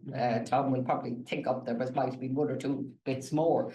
And I think there was also a huge range of fairly significant bodies that were established in that period, and Seán touched on that earlier. So, you know, if we look at it, we have the National Council for Special Education, the National Education Welfare Board, the various qualification bodies. Now, there were some bodies in that area, but the MQI, ETAC, FETAC, which then morphed into QQI along the university piece at a later point, and the State Examinations Commission, all very big bodies, and along with various other services and bodies of different nature. Education is great for bodies that aren't very so the ICT, the in-service, and I think probably even the statutory underpinning of previous bodies like the NCCA. Now, not all of that was foreshadowed by the white paper. I suppose that's fair to say. The NCSE, I think, was as much driven by sort of things like the automatic response in 1997 to special education needs, and the huge growth, grown even more since. But I don't think even at the convention, I think it would have been envisaged the kind of scale of resources that would have been kind of put into it. But it did fulfill the kind of function that, if you read the white paper, or was intended to, about kind of planning for the student at a local level. Some of that was kind of in it. And I think the State Exams Commission very much came out of the work, and well, the Deloitte work, and then the Chromium report, which again was part, I think it was presaged in the white paper, because as Seán said, the fundamental issue in the OSD report or the white paper was the issue of how you would free up the department for more strategic thinking, oversight, policy development, and actually devolve out some of the other kind of functions. But undoubtedly, if you were looking at the SEC, apart from the boxes, who was it said it, you Seán, with the boxes falling in, that the minister was protected from it. I think it did free up the inspectorate. And if you look at the whole role of the inspectorate, and harking back to the white paper, there was very much an emphasis in the inspectorate on the inspectorate's role in quality assurance of the system, and actually probably SEC freed that aspect up as well. I'm not saying it wasn't moving that direction. So I think in some ways we had moved on so much in the 10 years. In lots of ways, it was we are due. I have probably a lot of those were at the early stage. Like Teaching Council, I think one of the first things I was at as new Secretary General was the launch of the Teaching Council. But the actual work in making those bodies function, the interaction with the system, the working out of the provisions of the Education Act, and all the other things were decided, were certainly a huge job of kind of ongoing work. So I'd say that. And let me say that despite all those bodies being created, the department that I joined was strikingly tight on resources. And I don't mean that in terms of all the debate about funding, but if I were to take the people resources for trying to manage strategic change, oversight, and everything else, were relatively restricted if you consider the huge operational functions the department still had, and the daily kind of crisis management. It improved a bit over time, but dare I say it, if I were to look at our Department of Further and Higher Education colleagues, I think there's probably, and you were to look at the resource in that department compared with the resources that were dealing with higher and further education in the department before there was a new department, it's probably many multiples, and I think I think rightly, but I think it was a contrast with other departments, where either because they had only a policy function, or they had very strong other tiers. If you were looking at environment, their resources could be more deployed in the policy and strategic thinking. They weren't as caught in the operational. And I think that was still something that kind of struck me. I think harking back to another point, I think I was also very struck that we talked a lot in my time in engaging, and Seán's still on the work, as to how the higher education system engages with policy making, how you translate research into policy. I think what was striking for me coming to the department is how much engagement there was between the policy making, if you like, and the academics in education departments. I think there was a great tradition, even though, as was pointed out to me, not by academics in an education department, but in a different context, there was no reward in the promotion merit system for there was for teaching and research, but not for really engaging in public policy. It was academics we often turned, of all sorts, to chair groups for us to input. So I think there probably was, it may not have been formalised, and there probably wasn't enough research into policy work done, though there were lots of areas it was done in. But I think that was a kind of feature that was a bit different in education than you might have found in industrial policy or some other areas. So just to comment maybe on a couple of things, I think in the higher education piece, when I arrived into, sorry, maybe I'll start with the intermediate body issue, because the interesting thing there is I think that continued to be a theme. It's very striking that the school management system, the board of management, which when you read back on the papers was clearly a fraught issue at the time and took a huge amount of the negotiation. By the time I arrived in the department 10 years later, I mean, boards of management were a given thing. There probably was nobody asking any kind of questions about the idea of board of management. They were just there. And I think probably the issue then became, and having served since as chair of a board of management, let me say I'm from personal experience, I'd also say it is the capacity of voluntary boards of management in schools that are effectively all like little SMEs that with the same problems of all the wider legislation, apart from all the circulars from the department and everything else, to deliver on the sort of mandate they have and the philosophy and the structure. That's maybe a debate for another seminar. But I think right across the system, I think the issue of what are the ways you not just relieve the department, but support what you want to do in that kind of devolved system.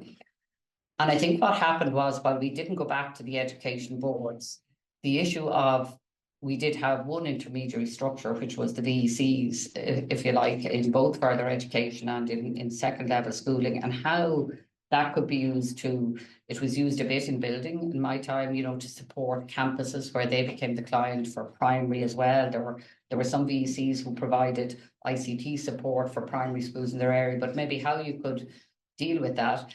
In the Vocational Amendment Act, I think it had been tried to reduce them, but I suppose there are opportunities when things are bad, not very many. I would say the downturn in my period was pretty horrible for everybody, but there was an opportunity to actually look again at, say, reducing the number of VCs and making them stronger entities. What was behind it? I mean, you had Leitrim with one second level school right up to County Dublin, if you like. Not the most popular thing, and huge body of work. I see Dalton down there in the audience in actually delivering on it. But I think that did give us a kind of strengthened resource for part of the system. I think the legislation allows to do lots of other services. I think it's still to be further exploited, in my view. But what that then gave us was a great base of another opportunity, and often knowing what you want to do when you have the opportunity. So when FOS transferred into the Department of Education, it gave us the huge opportunity to get integration across that kind of divide that had always been a bit contested. Was there coherence between, and I see Paddy and Breda and people who'd laboured in that field at earlier points, coherence between education and training and the objectives. And I think the kind of strength, it wasn't that there weren't lots of great things happening and flexibility, but it was the Cinderella in some ways when I arrived in the department, despite all the promises in the white paper and indeed in work done since, it didn't get the same and the sterling work of people who were very pro it in the department and tried to address some of these issues. It probably didn't have the strategic thinking, didn't have the same capital funding, lots of issues. And I think that sort of follow on, it's not quite follow on from the white paper, but it's ideas that were generated there, things you needed to do, and you get other opportunities to do them. So just make that point. Just kind of very quick, I think higher education, when I arrived in the department, there was just, the OECD report had just been published on, we forget that following the white paper, there was an OECD review about higher education, which reported a month or two, I think, before I came in. Ironically, I think, let me say, its first very definitive recommendation is that the Institutes of Technology would never move to university staff. Let me say, lest those happy little people in the department who tried to quote ministers and things, an awful lot of my period was spent on that issue. It certainly wasn't put to bed, if I can put it that way. But we did move, I think, on things that were in the white paper. On things like moving the Institutes of Technology, which were very controlled. If you think it's time to start a new course in Institute of Technology, you had to go to the department. We moved in my period, they moved, which was envisaged in the white paper, under the Higher Education Authority. Capital funding in the department moved out under the Higher Education Authority. And actually that did allow for a better, I think, alignment and strategic focus on tertiary education, which was one of the things envisaged in the white paper, but kind of hadn't really happened. In an aside, let me say that one of the big issues when I came in and met in my early days, meeting all the universities about how they felt about the recommendations of the white paper, not all the universities, all the third higher education stakeholders. There was huge resistance to the notion that we would try and reduce the governing bodies of the institutions to 20, to a maximum of 20 at the time. And actually that, I think it's only very, very recently with that, what is a year or two ago with the new higher education legislation that nettle has been actually grasped. But research, for example, had moved on hugely from the white paper. Like by the time I was there, PRTLI had come in. You know, if you read back on the white paper, it's phenomenal kind of what had happened in the period. Anya referred to the diversity in school type and new school, and I think there was a structure in place that had addressed with the new school advisory committee where schools could come in on an equal footing.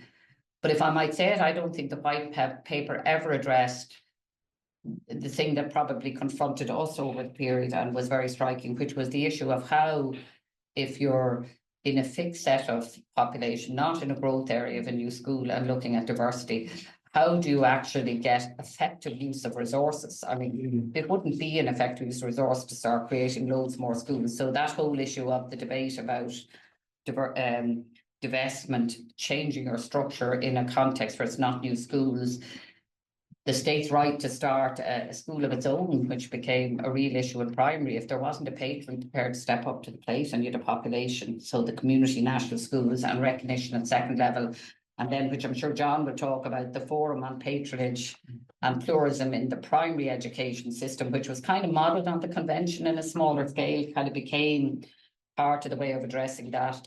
I suppose I did a bit of kind of thinking to myself, and I can't cover it. I suppose the other thing when I came in was we were very much in the really strong sense of the DESH programme, which was kind of started in Noel Dempsey's time and crossed. And I think that was the pulling together of a lot of disadvantaged schemes and kind of having a more coherent approach to all the programmes and evidence-based approach. Not the easiest thing when you've, my life is full of in education, winners and losers. How do you change policy if there are losers is a kind of thing.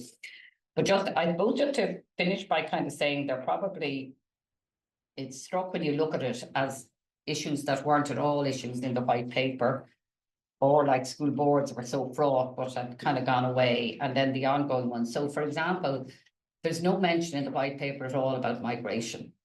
And yet by the time I arrived in the Department of Education, that was a huge issue for schools, coping with unprecedented increases. English language teaching, support for schools and English language teaching in adult education were kind of huge issues. So in a decade, that had become a kind of very different piece. There was quite a difference in demographics by then. Instead of managing decline, our numbers were on the up again. So how do you produce in a year 10 new schools in Dublin kind of thing? It was more of an issue. And I'd say the sort of small schools piece, the rationalisation agenda, some of it had happened, but, you know, touching small schools, primary schools was still as sensitive an issue as ever, I think, by the time we got into that piece. But I suppose just to conclude, I think one of the other things that was very striking is the values, and you talked earlier about philosophy, but I think that's probably one of the things that marks every era in education, and even as policies change, is a huge sense of the importance of education in Ireland. You know, it's always seen, I as some of you may have studied in France for a period in School of Public Administration, the National Education Ministry is pretty low down in the pecking order, you know, of politicians around education and the importance of education. It's a real advantage we have in trying to do anything, is that kind of public commitment to the parts of education that you saw reflected in the convention, you see all over the place. And I think that was a strong in the white paper, in the department, and the idea that education is about improving everything for all individual learners, I think. And maybe that's why the philosophy piece wasn't reinvented, or the big piece, it was in mission statements, but it's because of the strength of that. And apologies, I probably tested the time in my intervention. So.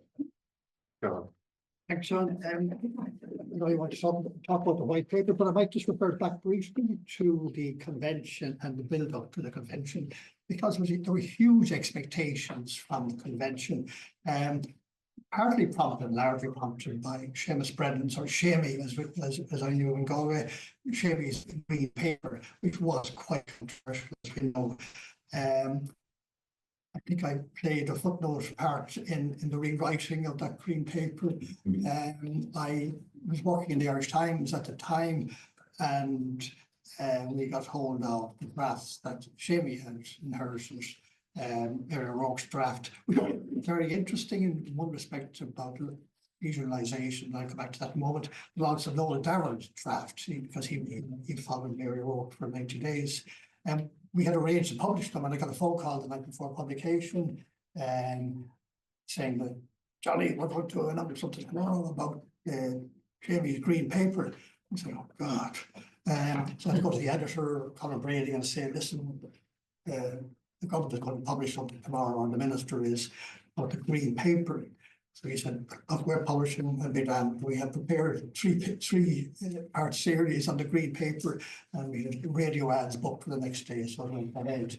I think Seamus wasn't pleased about it. So he did some rewriting, quick rewriting of it, done in Barstow Castle, and a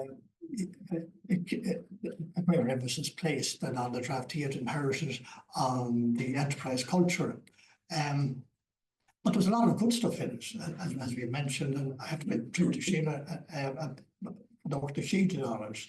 I know you were disappointed in some parts of it, and particularly in regard to the arts, because the arts were a huge lacuna in that green paper. But it provoked a huge response. We referred to the fact that all of the 1,000 submissions were made. It was an extraordinary, and it wasn't just kind of the usual suspects, the education partners.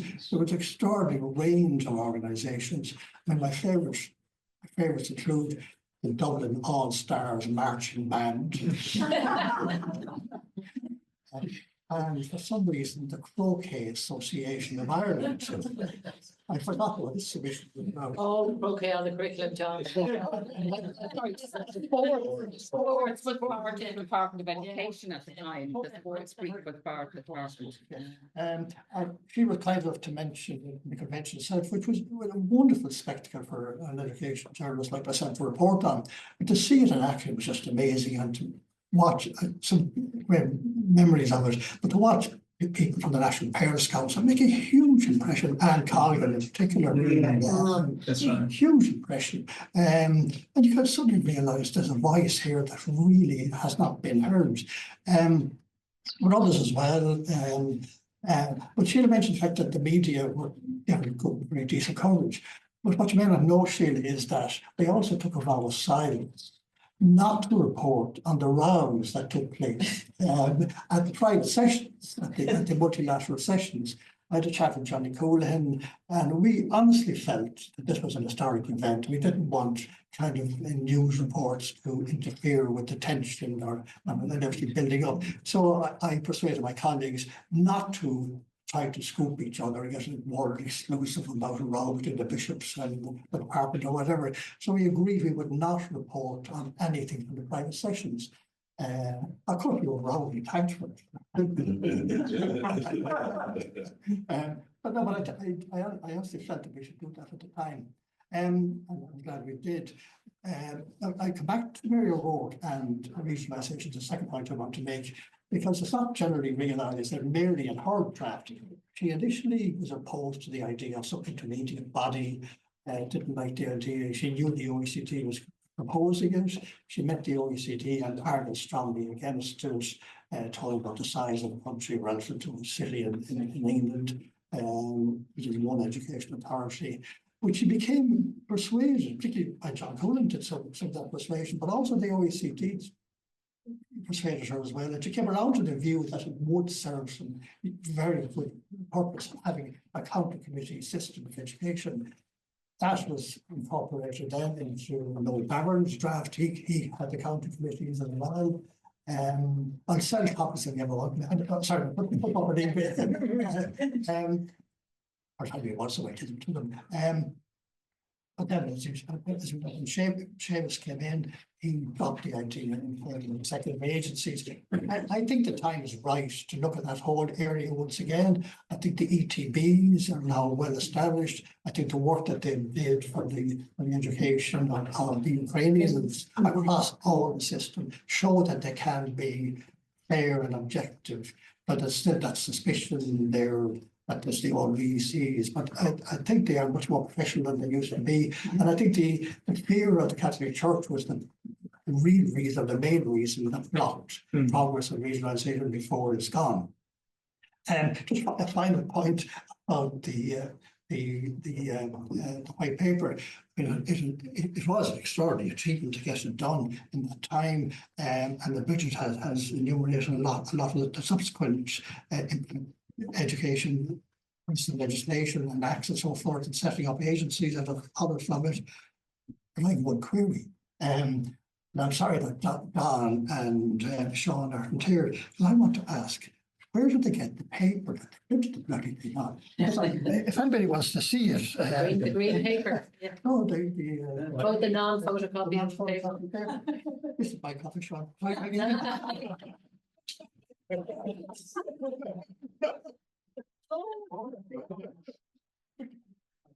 Anyway, it says, no document. This document has been printed on security paper. Now my query is, what? Who gave it you? Oh, sorry. Sorry, anybody wants to see it afterwards? I know the answer to that, but it's a state secret. I know one second rang me at home one night and said, are you trying to blind? Oh, you can't even read it, yeah. It's very hard. Very hard to read. Are you trying to blind people? Now, the rumor was, I could never find this, so the accuracy are always on, but I wouldn't let you report someone it wasn't true, Seán, that the guards got it from the CIA.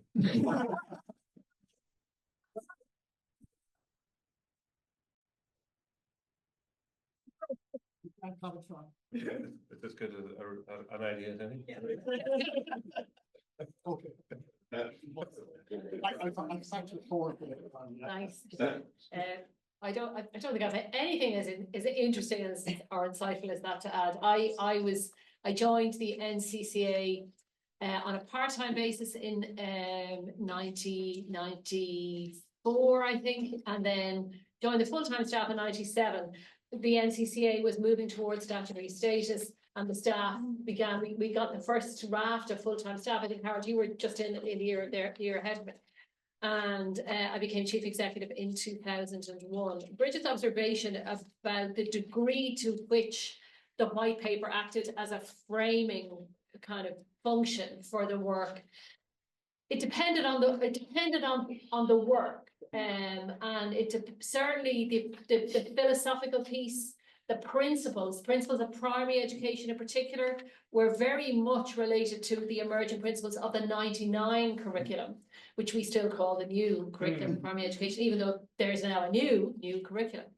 And indeed, the 1999 primary school curriculum that moved toward very kind of reinforcing the child-centeredness of the curriculum, the value of learning as a child for your life as a child, kind of was very much reflected. I think you can see that emerging in the paper. The 99 curriculum is also entirely written for a white English or Irish speaking population. It was very much still of its time.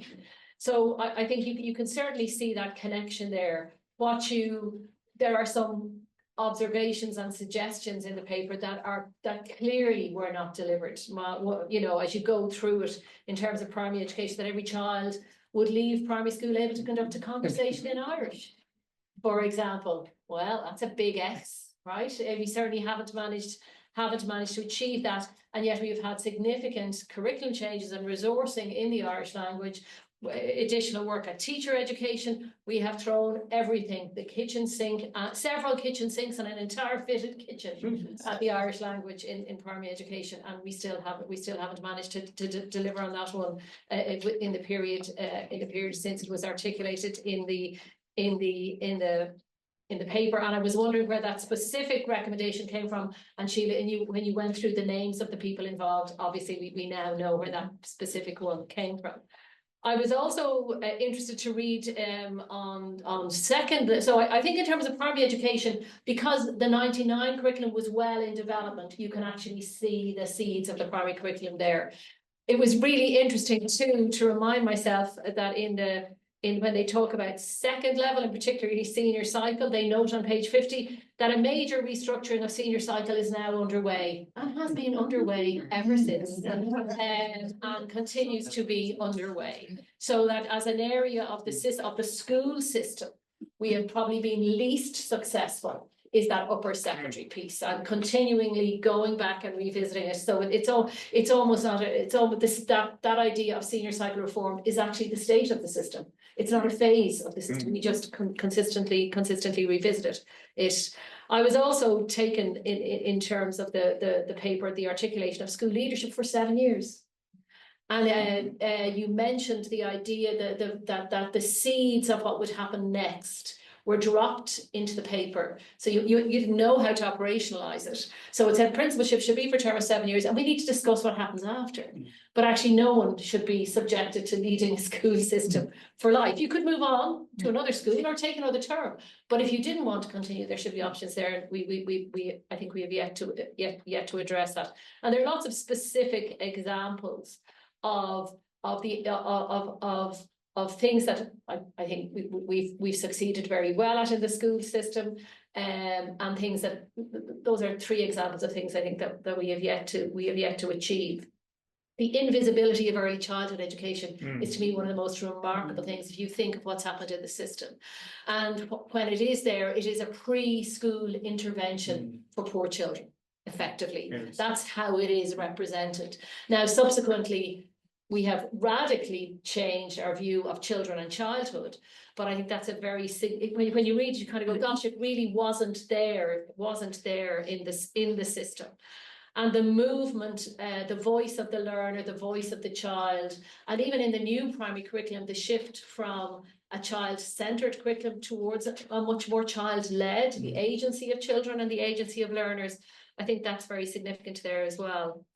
The hand of John in the arts, I think, comes out. I mean, like we present the primary school curriculum as saying, well, the first thing primary school curriculum is about is literacy and numeracy, but the next thing is listed is the arts, and that is very much John's passion. The other thing that happened at the publication of the white paper that year, the ARC was established, the Cultural Centre for Children. John again was very much across that, and the same issue with junior cycle. You know that a course in either the performing or the creative arts should be the entitlement of every child in the period of compulsory education.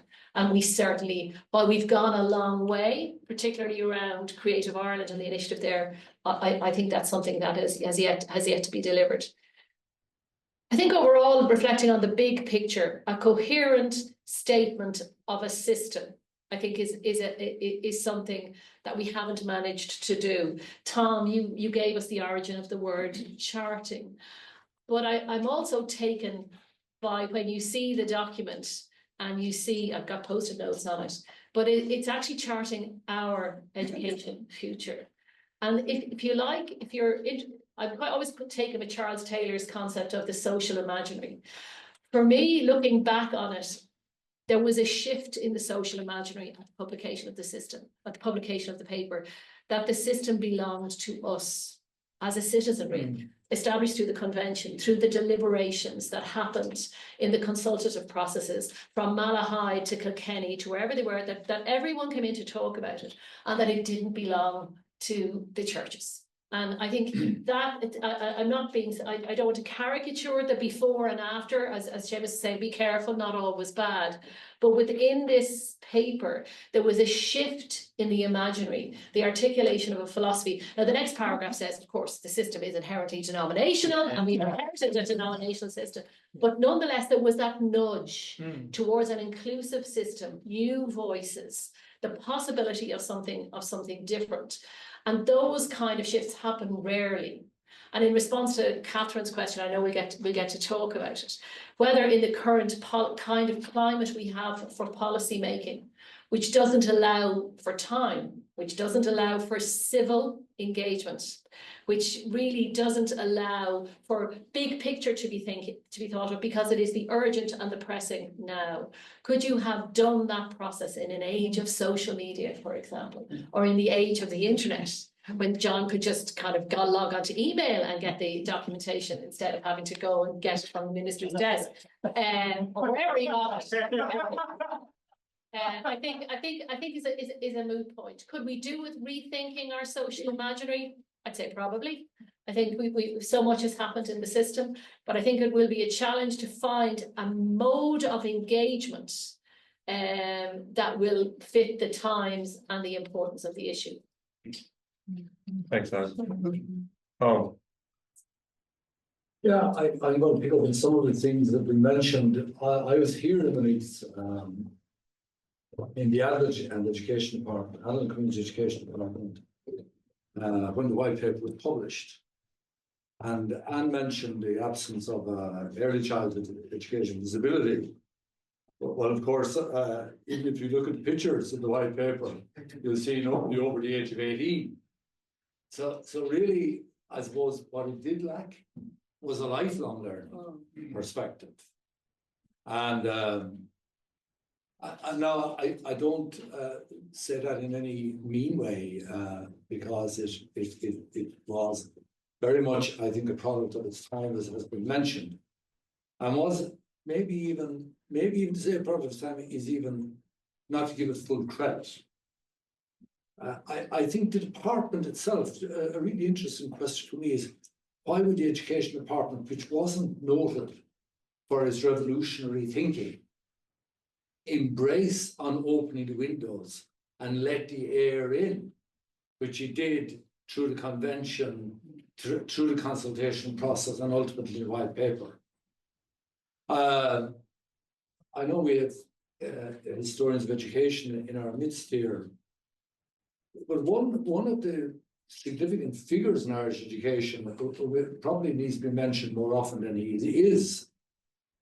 is the Reverend Timothy Corcoran, who was Professor of Education in UCD in 1909 to 1943, a personal friend of Eamon de Valera's and of Archbishop McQuaid's,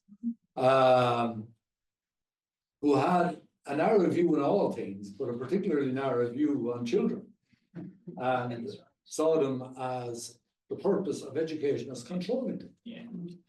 And that was the legacy that we have inherited. Now, I mean, Bridget will be able to tell us about Seán and all the other people from Margaret Street here, that about McQuaid's own private door into Margaret Street. So that connection of, or that legacy, I think, was a legacy that the department was shedding and that Ireland was shedding. I checked a few other things in 1995. In 1995, the divorce referendum passed by 1%, but it passed. It had failed in a previous effort a few years previously. Incidentally, Dublin won their first, or no, in years. And Clare won the Hurley one. That was a change in the social imagination. But the other one that was happening was the North of Ireland issue was petering to an end. All had still to happen, terrible things still to happen. But those of us of a particular age had lived for 20 years with the horror of the North of Ireland as part of our daily diet. And then in 1993 was, I suppose, the year we would credit being the beginning of the Celtic Tiger. I was pointing out to a group of students only last Saturday that between 1926 and 1991, the number at work in Ireland never exceeded 1 million people. From 1991 to today, the number of work in Ireland is now 2.8 million. So you can kind of understand why the enterprise agenda was uppermost in people's minds. J.J. Lee had laboured through a long book trying to explain the failure of the Irish economic model for the first 50 years of the state. And I do think, probably from the 1960s on, and sometimes it's probably simplistic to look at things generationally, but I think in the 1960s, children, the first generation of parents in Ireland who had been born in the Free State were now looking at the education of their children. And they came up with Donald O'Malley's free education. They said there will be a dividend to the new generation of young Irish people, of our children. And they said it will be through education. So in one sense, the white paper was the culmination of work that happened for the previous 20 years. Some of it being involving Martin O'Donoghue's work in the 1960s. Various other reports have been alluded to already. So was it the beginning, or was it actually the end point even of some interesting developments that were happening in Ireland? But certainly it's a celebratory moment, I think. It's a moment that actually modern Ireland names itself as, I would say, less defining a vision of national policy as defining a sense of national purpose. So I do think it was a hugely important moment. I think, as I said, it succeeded in doing some really important things, that Bridget has outlined many of the initiatives that happened, either maybe not directly because of them, but certainly happened against that background. I was involved in three, I suppose, zones that have some relevance to this conversation. One was, I was working in Maynooth in 1995. I was on the staff. I remember the day John Coolhan was appointed here, and he arrived here from UCD with a strong sense that the Messiah was coming. And John was a wonderful colleague, and you know, one of the very interesting things about him was he was, for a man who contributed so much to policy, he was the least disruptive academic I've ever known. He was most amenable, easy to work with. This is not about eulogizing John, but he was an incrementalist to his very fingertips. So the idea of John doing anything revolutionary or even massively disruptive would be fairly, that's not something, that was not him. That was not the person I knew anyway. But yet this was a massive leap forward in the thinking of the country. I think the process, and I think Pat Clancy has beautifully captured the legitimacy issue of the convention and the process that allowed for. And that meant that we could all sign up to the white paper. There were some of us in adult education who weren't enthusiastic about it. Certainly felt pictures could have been different. But also probably to say that we were encountering every day people for whom school had not worked, who had not only had it not worked, but they had bad memories of it. And these were young men and young women in Clondalkin, in the West Dublin, and we were working with them on a weekly basis in women's groups, in community groups, and especially with mothers. I remember in the early 90s in Neilstown, doing a study there, there was 80% long-term male unemployment in Neilstown. So we were meeting mothers convinced that through them, the children and the mothers themselves were going to so much trouble to try to be sure that their children got chances that they hadn't got. Now, these were people who had been born in Ireland in the late 60s and early 70s. So we were encountering those who hadn't, for whom the system had largely failed. And I do think there are still groups that are still failing. I would particularly think of travellers. The traveller community is proving so such a challenge in the world of education. Sheila has alluded to the disability area. But overall, we have done remarkably well on the access issues, certainly in third level. Again, Pat Clancy's work drew attention to that when probably nobody was actually drawing attention to it. And we have made so much progress. I worked in the TU sector, having left Maynooth. And I went to Dundalk as head of Dundalk. I remember at the time a few very minor anecdotes, which will capture some of what Bridget in particular has alluded to. My first meeting in the department, as Bridget has stated, we used to have to get permission from the department to launch a course. And I know that very well because I was once refused permission to launch a course. But I won't go there. It might have been a good decision. But I was refused it. I couldn't believe it. At the time in Dundalk, 47% of our student cohort were drawn from skilled manual, unskilled manual, and white collar service sector. 47%. We had the highest representation of the three most disadvantaged socioeconomic groups of any higher education institution in Ireland. Only Maynooth was getting there on the university side. But within the IITs, ours were the highest. But the interesting thing was the RTC/Institute of Technology we were then used to get access funding. The access funding was solely for the universities. And then I remember a meeting with an official in the department, again, we shall remain nameless, and I said to that official, I said, I find this business of, it was actually around the funding, around each item of funding, I forget exactly, it was programs and budget submission, getting approval for that. I said, in the universities, we just give them a grant, and we then make a decision how to spend the grant. And I was told, this department doesn't trust the institutes to run themselves.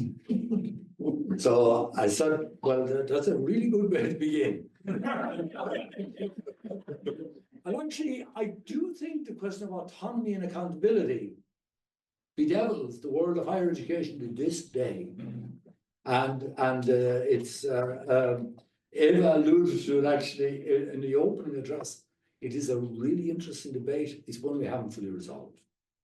My last zone that I'll mention that I was also involved in, which also had direct relevance to the plan was, well, I mentioned two. I spent 6 years chairing the NCCA in Anne's tenure as CEO. And I suppose the big question, I was very struck by that period of my life, how the NCCA works from an evidence-based approach, and also how the importance of research in supporting decision-making. And I actually saw much more strong in the NCCA than I ever saw it in the university system. The other thing I probably should say is, I also saw the difficulties of trying to effect change if you're living in a consensual governance model. Of course, the alternative is not to be even contemplated when you look at America. But it is so difficult, it requires so much scale, requires so much handling. I was in the NCCA through the junior cert changes, and Anne mentioned how the leading cert review is still going on. It might be part of the reason we find things so hard to get over the line in so many different zones in Ireland. And I think it maybe raises a question. Where I think the white paper probably shied away from the real issue, and I know John is going to refer to the forum on patronage, where I do think patronage is the one that we have still shied away from. After the Education Act, I found myself, my children were in primary school, and I found myself on the board of management in my local school. And up to that, as far as I was concerned, it was the local school. So we were assembled for a board of management training session. which was provided by the diocesan, whoever he was. I remember his name, but I won't mention him. Except it was in the Meath diocese.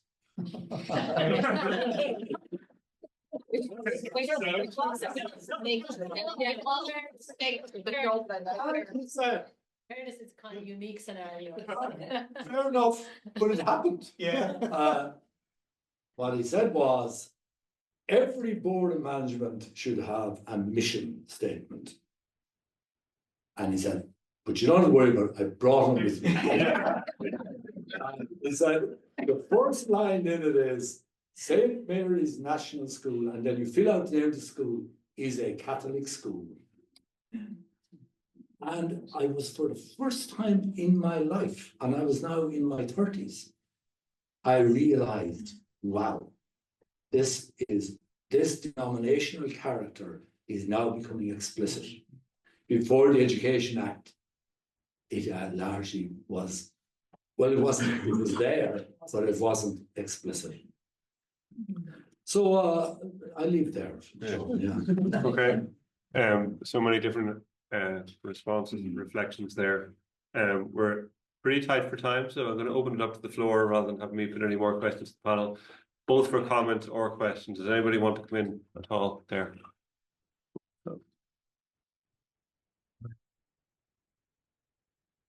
Tom Ferris. Really short, following on from Tom.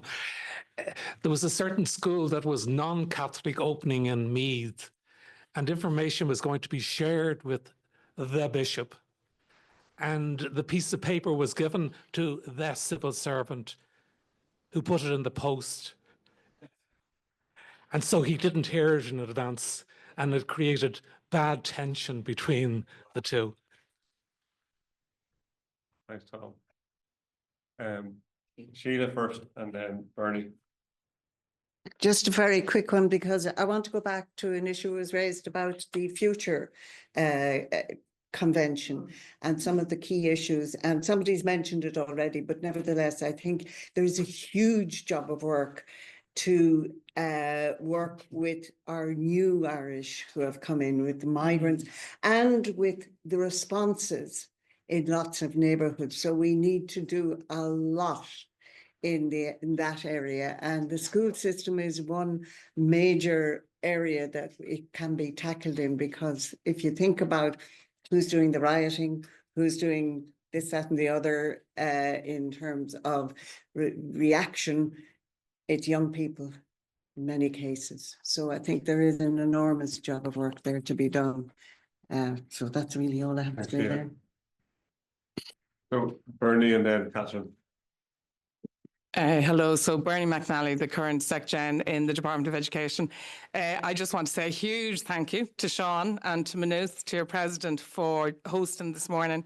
I think there's been huge value in it, but also you've exposed lots of threads that we need to come back to various members, both panel members and members of the audience. So I hope everybody realises that in signing up to attending today, in the small print, you consented to all your contact details and all your archives being shared with the department. But seriously, look, at a huge thank you. And it is to maybe follow up on the point Sheila has raised, and indeed Catherine, about, you know, going forward. We focused a lot on the learning from the convention in the past, the white paper and the green paper. But as a department, and there's actually 7 members of our management board here this morning, which I think highlights the value in which we see the learning and the knowledge of the people that are here today. And we've other key members of the department here. So thank you for having so many of us.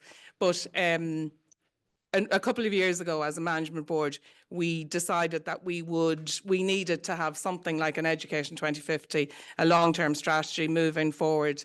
At the time, we had a programme for government commitment to the Citizens' Assembly on the future of education. So we've been a little bit stop-start to see whether that would go ahead, and we now have a commitment for a convention on education.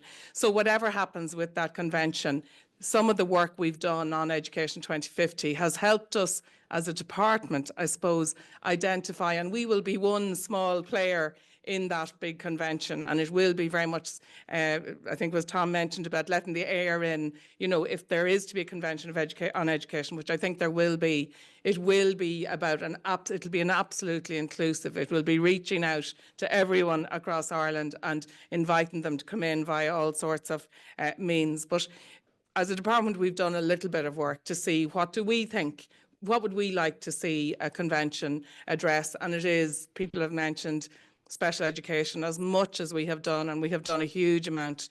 There is so much more to do in the area of disadvantage, in the area of migration, increasingly now in digital, AI. But one of the big areas, there's two actually other big areas, people have mentioned today, you know, the omission of the regional layer, whatever. There's a lot to be done still about leadership and sectoral governance. And I'm going to finish on the area of the workforce. I think as brilliant as our curricula may be and so on, and our initial teacher education, etc., we can never be complacent about our teachers and other members of the workforce. And so I hope any work that we do as a department, as part of Education 2050 or a strategy, we are committed to having a huge focus on the workforce, because they are what makes or breaks, and we need to continue to attract the very best people into primary education and post-primary education. So it's just to say that whatever the future is, and I think government are really committed, I'd ask journalists or former journalists in the room not to quote me, but I think government are very, very committed to leading forward on that new convention.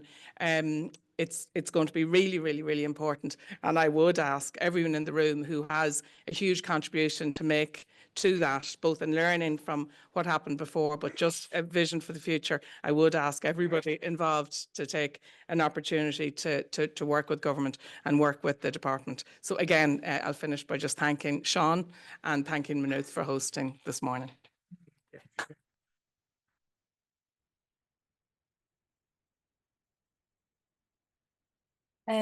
Bernie has picked up on a lot of the points I was going to make. Just two very brief ones.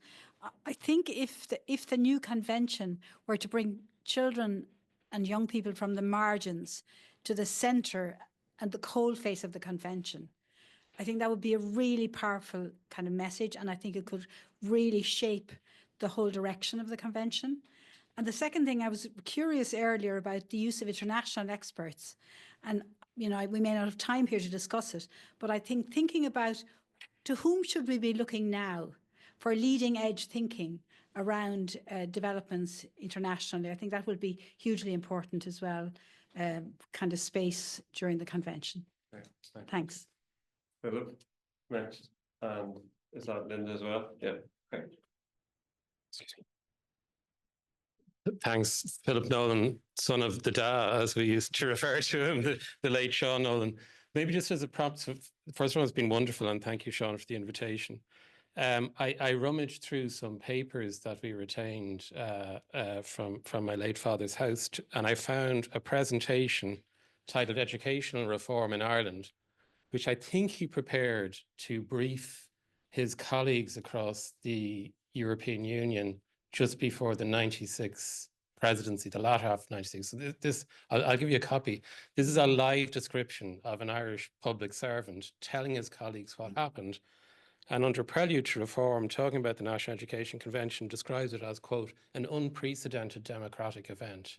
I think that's come across very clearly, and perhaps necessitated by it being at this juncture where the role of the church and state in governing the lives of their citizens and the education system in particular. And what struck me, I was lucky enough to hear John Cullen speak in Maynooth not long before he passed away, again about the convention and the atmosphere around it. And it struck me as being very well ahead of its time, but very much in the mold of the Citizens' Assembly approach that has been taken by governments much more recently, grounded in the same kind of. I think we forget that those assemblies were originally a research project. For somebody's idea, would this be a way to introduce deliberative democracy? David Farrell was behind it in UCD. But again, the kind of having people listen to expertise. I mean, it's a different format, and deliberate and hear each other's points of view. I think it might be a prompt for reflection with people looking to the future, to kind of make complex decisions wasn't the Education Convention a very early form of kind of public deliberative democracy, and perhaps we could learn lessons from the later successes of answering difficult questions in citizens' assemblies for any future conventions. Maybe a final comment from Linda.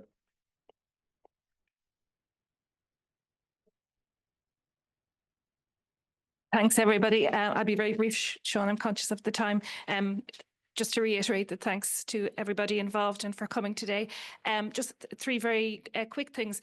One is I just want to really underline Tom's point that we shouldn't really underestimate the legacies and, you know, what Bourdieu would call the, you know, symbolic violence. And I think the trauma that's carried forward into the future out of bad experiences in education. I think that's very much part, the legacy is very much part of the future and the moving forward. Secondly, very quickly, on the convention, I was going to ask a similar question about inclusion in the process, but also I'm wondering why not a citizens' assembly? And thirdly, very quickly, huge question to leave in the room, but I think it's very important. We're discussing the regional, the national, but of course there's also the shared island, the future of the island. Lots of chat about that this week, and I'm wondering how education might look in the context of a shared island approach. Thank you. Thanks, Linda. So I'm going to go back to the panel for some maybe partial reflections on some of those issues that have come before we conclude, and maybe so, Bridget, would you like to go first? I suppose that, sorry, and I know it's tricky. I think in terms of the convention, I think in education, and it comes up very much in NCCA, its transitions are really important. It's the whole experience. So right through from early childhood, the formal system into higher education, you know, if you take the backwash effect that we talk about, higher education to secondary. So I think how one takes themes in education for a kind of convention. And I think Seán or somebody mentioned it earlier, when we actually have, apart from a multiplicity of issues, we actually have 3 departments now involved in terms of that, not losing the connectedness, I think, that we have across the kind of education landscape. I think a comment, I think one of the good things about it, what has really struck me over the years in public policy environments is how little debate we do as a country about real public policy choices. We don't, we either default to the hard story kind of thing, or the difficulty, or the sort of things that everybody can get consensus. There are 2 forms of consensus to my mind. There's the kind of consensus which is the lowest common denominator. We all sign up to the commission statement, but we don't really work out what are the choices within that. And it's not just education, it happens in health and everything else. Do we ever say hip operations versus, you know, cardiac or whatever? We make those choices all the time, but we're not very good at debating those kind of hard choices. And I think a real consensus or a real debate is one that allows you to have real conversations about choices and directions. And I think that's very difficult in the current climate. I don't think you would find, for example, maybe I'm being unfair to the fourth estate, I'm not sure you'd find journalists now not happy to cover the controversies in a private session. And if you can't have robust discussions, and in fairness, I would have to say my experience of education is that people are very happy to have robust discussions, but they do it in a, they might give out about the department, you know, or whatever, but they will sit down with you and have a debate about the and how we can get that kind of constructive engagement and real conversation about choice in a wider, bigger public discussion, I think is quite tricky. That's just it. Hope we can. Yeah, I hope we can too, but it is going to be very difficult in the social media world to have that kind of a discussion without it being the start. misrepresented. But to come back to the question about why not Citizens Assembly on Education, it was, as you know, promised in the previous Board of Government and was due to come up next, and the preparations were pretty well advanced. But the government decided to call an election and put kibosh on that.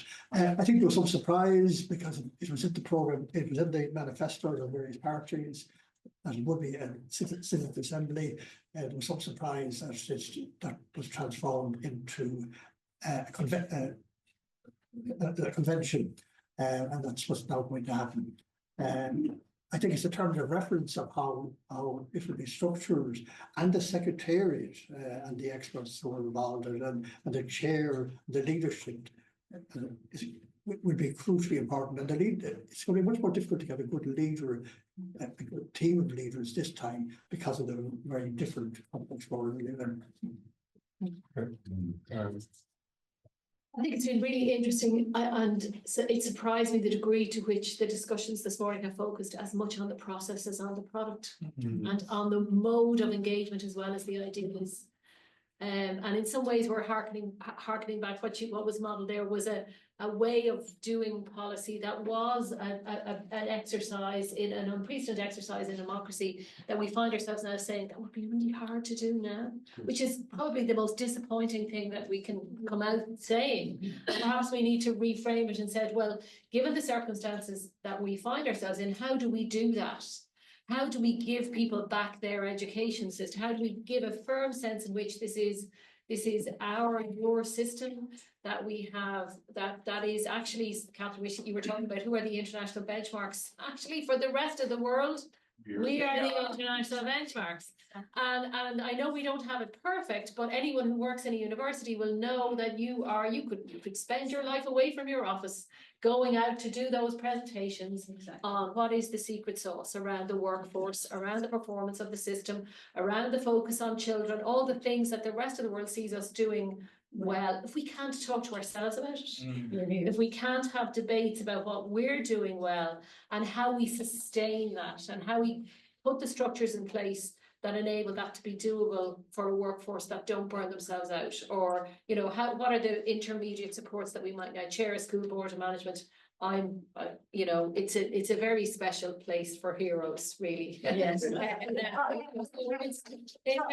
very in the absence of those structures, it's very challenging. And there, you really feel like holding up a sign going, we're volunteers. Yes, exactly. So I think there are some things we looked at, but I think that focus on the process this morning has been interesting, and I think augurs well for thinking about the convention, because it'll be as much about the process as it is about the themes and the questions, and getting that right will be challenging. And I think what we saw this morning is when you get it right, you can deliver something remarkable, game changing, shift the social imaginary, and I think that was what was done with you may say lots was left, principals still don't have 7-year contracts, and we haven't solved the problem of the language, and God knows we haven't shifted to internal assessment in second level education, which also was something there.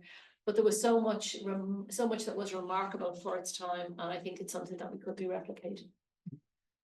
Oh. Yeah, the concept process for sure as a key. I do think the need for a convention now, oddly, has probably come into more focus in the last few months than it might have been up to that. Reflecting on one's own life, one thinks of COVID and one thinks of 2008 as moments of existential crisis. I think Trump is a moment of existential crisis, and he has chosen to take his battleground, some of the most fundamental principles around which we have operated for centuries. Yeah. Liberty, equality, fraternity. Think of Dewey on democracy, truth. Decision making.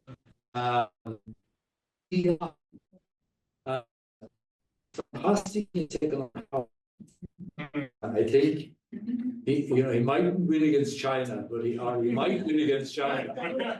He has no hope against China. But I do think so much in the white paper anticipated concerns around inclusion, concerns around equality. Somehow we now need to restate them, and restate them this time knowing that actually they're contested. Yeah, it's a good point. So naming our values in a contested world. I am encouraged by what I'm seeing in the European response.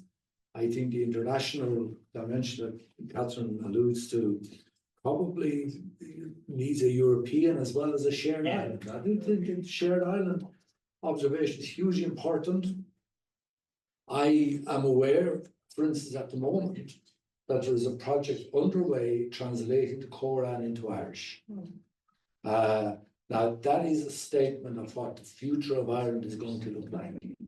And the concept is just not health.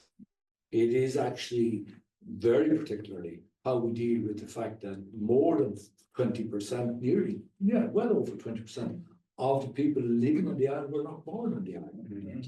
So this is an extraordinary, Bridget said we don't discuss the big issues.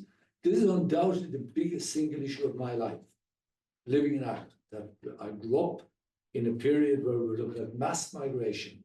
In the 1980s, I was working in Maynooth, and you finished with a class of students and you said, I hope America works out well for you. And they left in their thousands. They're doing it now again, actually, but not for the same reason. But then they left as economic migrants, and now it is that has been turned absolutely on its head. I think actually the fact that it hasn't become such an issue in Ireland is really down to education. I've gone into primary schools when I was a professor here. I used to visit. I can remember visiting a primary school in Navan. The Meath features strong in my imagination. There were 26 different nationalities in that primary school, and 2 little kids aged about 10. One from Mozambique and one from Brazil were conversing in Portuguese in the school playground. And that is actually, that's 15 years ago. So the school system has dealt with this huge transformation in its cohort and done it almost seamlessly. And maybe if we began to call attention, we might have created a problem. I truthfully don't know, but it's been of all the many successes the education system has. I wouldn't want to forget that one. Right. Listen, thanks to all the panel members. Really appreciate all of your inputs there. So we'll give everybody.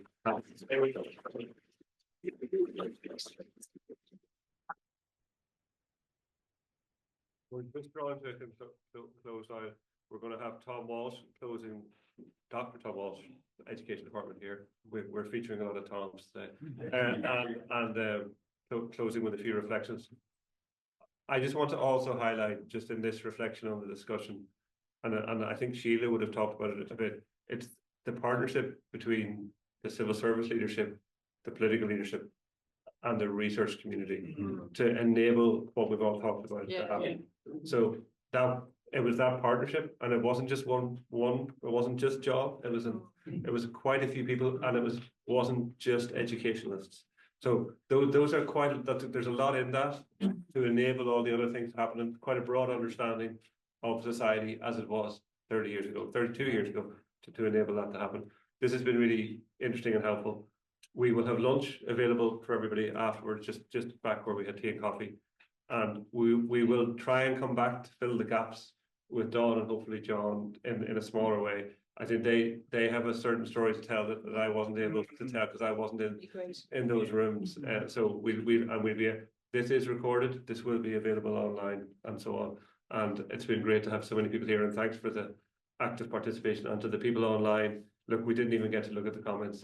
I know Mark Boyle at the back did, but I didn't even get to look at the comments. I didn't even get to open my computer because I was too engrossed in what was going on. So going to hand over to Tom to finish off. John. Thanks very much, Sean. I'm very conscious that not only between your the deadline has been overpassed already. So thanks many to Sean for the invite, and what a wonderful and rich morning it has been listening to the reflections of the various panelists around it.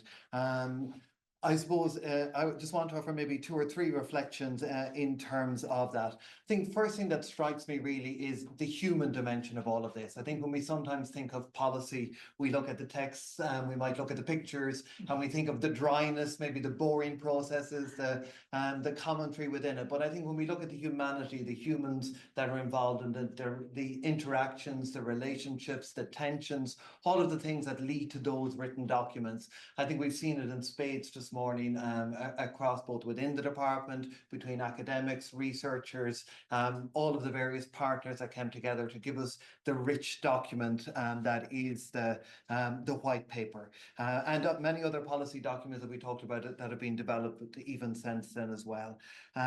Secondly, I suppose a few personal reflections. When Harold, you talked about the museum, in the 1990s or in 1995 was blissfully unaware of the white paper, its developments. I was in St. Pat's, happily stomping around Drumcondra, and not aware of all of this work.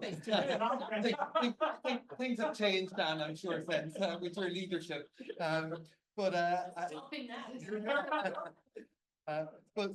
But I think my first introduction to the white paper then came here in Maynooth with Professor John Coulahan undertaking an MEd. I think, Magella, you were part of that class as well. And John really introduced us to that humanity of the development of the process. He was hugely proud of the convention, the green paper, the white paper, and his own role within that. And I remember distinctly him calling it the people's white paper at that point in time. And I think that was reflecting the fact that no one had absolute ownership over it, given the consultative and the, I suppose, wide-ranging partnership that had fed into the paper at the time.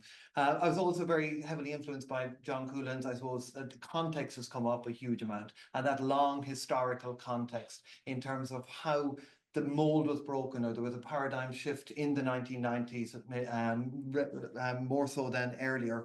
I'm always drawn back to an earlier intervention by the minister in 1934. Tom, you mentioned Reverend Professor Corcoran, but also Minister Derrick at the time in terms of the 1934 curriculum. It opened up with the line, "The Minister for Education has decided on certain modifications in the programme of instruction for primary schools. They come into operation immediately." And I'm sure ministers and many policymakers look back enviously at a time when such assertions could be made around things. But that was I suppose the culture and the shift that was being attempted in the 1980s and the 1990s. I think we've touched a lot on the process and as well. I think looking at the process itself, it was a largely pedagogical process. And we talk about the text being important, but I'm reminded of Stephen Boyle as policy as text, but also policy as discourse. And I think the discourse in the 1990s was as powerful as the text that emanated in the white paper, because the system had somewhat come on board. There were many voices. Of course, we think back today of maybe voices who were not in the room or not part of that. But there were many voices who were there who understood the rationale behind certain things and could come on board as I suppose, a negotiated settlement in terms of some of the decisions that were made. So I think that grappling with that context and that process is really important. And then last of all, I suppose, to think of the next steps, and it's really heartening to see mention of the convention and what that might look like. And Bernie has mentioned the importance of letting air into the room. I think it's also an opportunity to let some air out of the room, because sometimes with policy we try to keep adding on. What's new? What additional do we need to do? But I think it's also an opportunity to step back and think, what do we stop doing? What are no longer priorities? Because we can't keep adding on to that. So I, as a certainly look forward to discussions that will be there. So I'm going to leave it at that and let you to your lunch. For me, Margaret.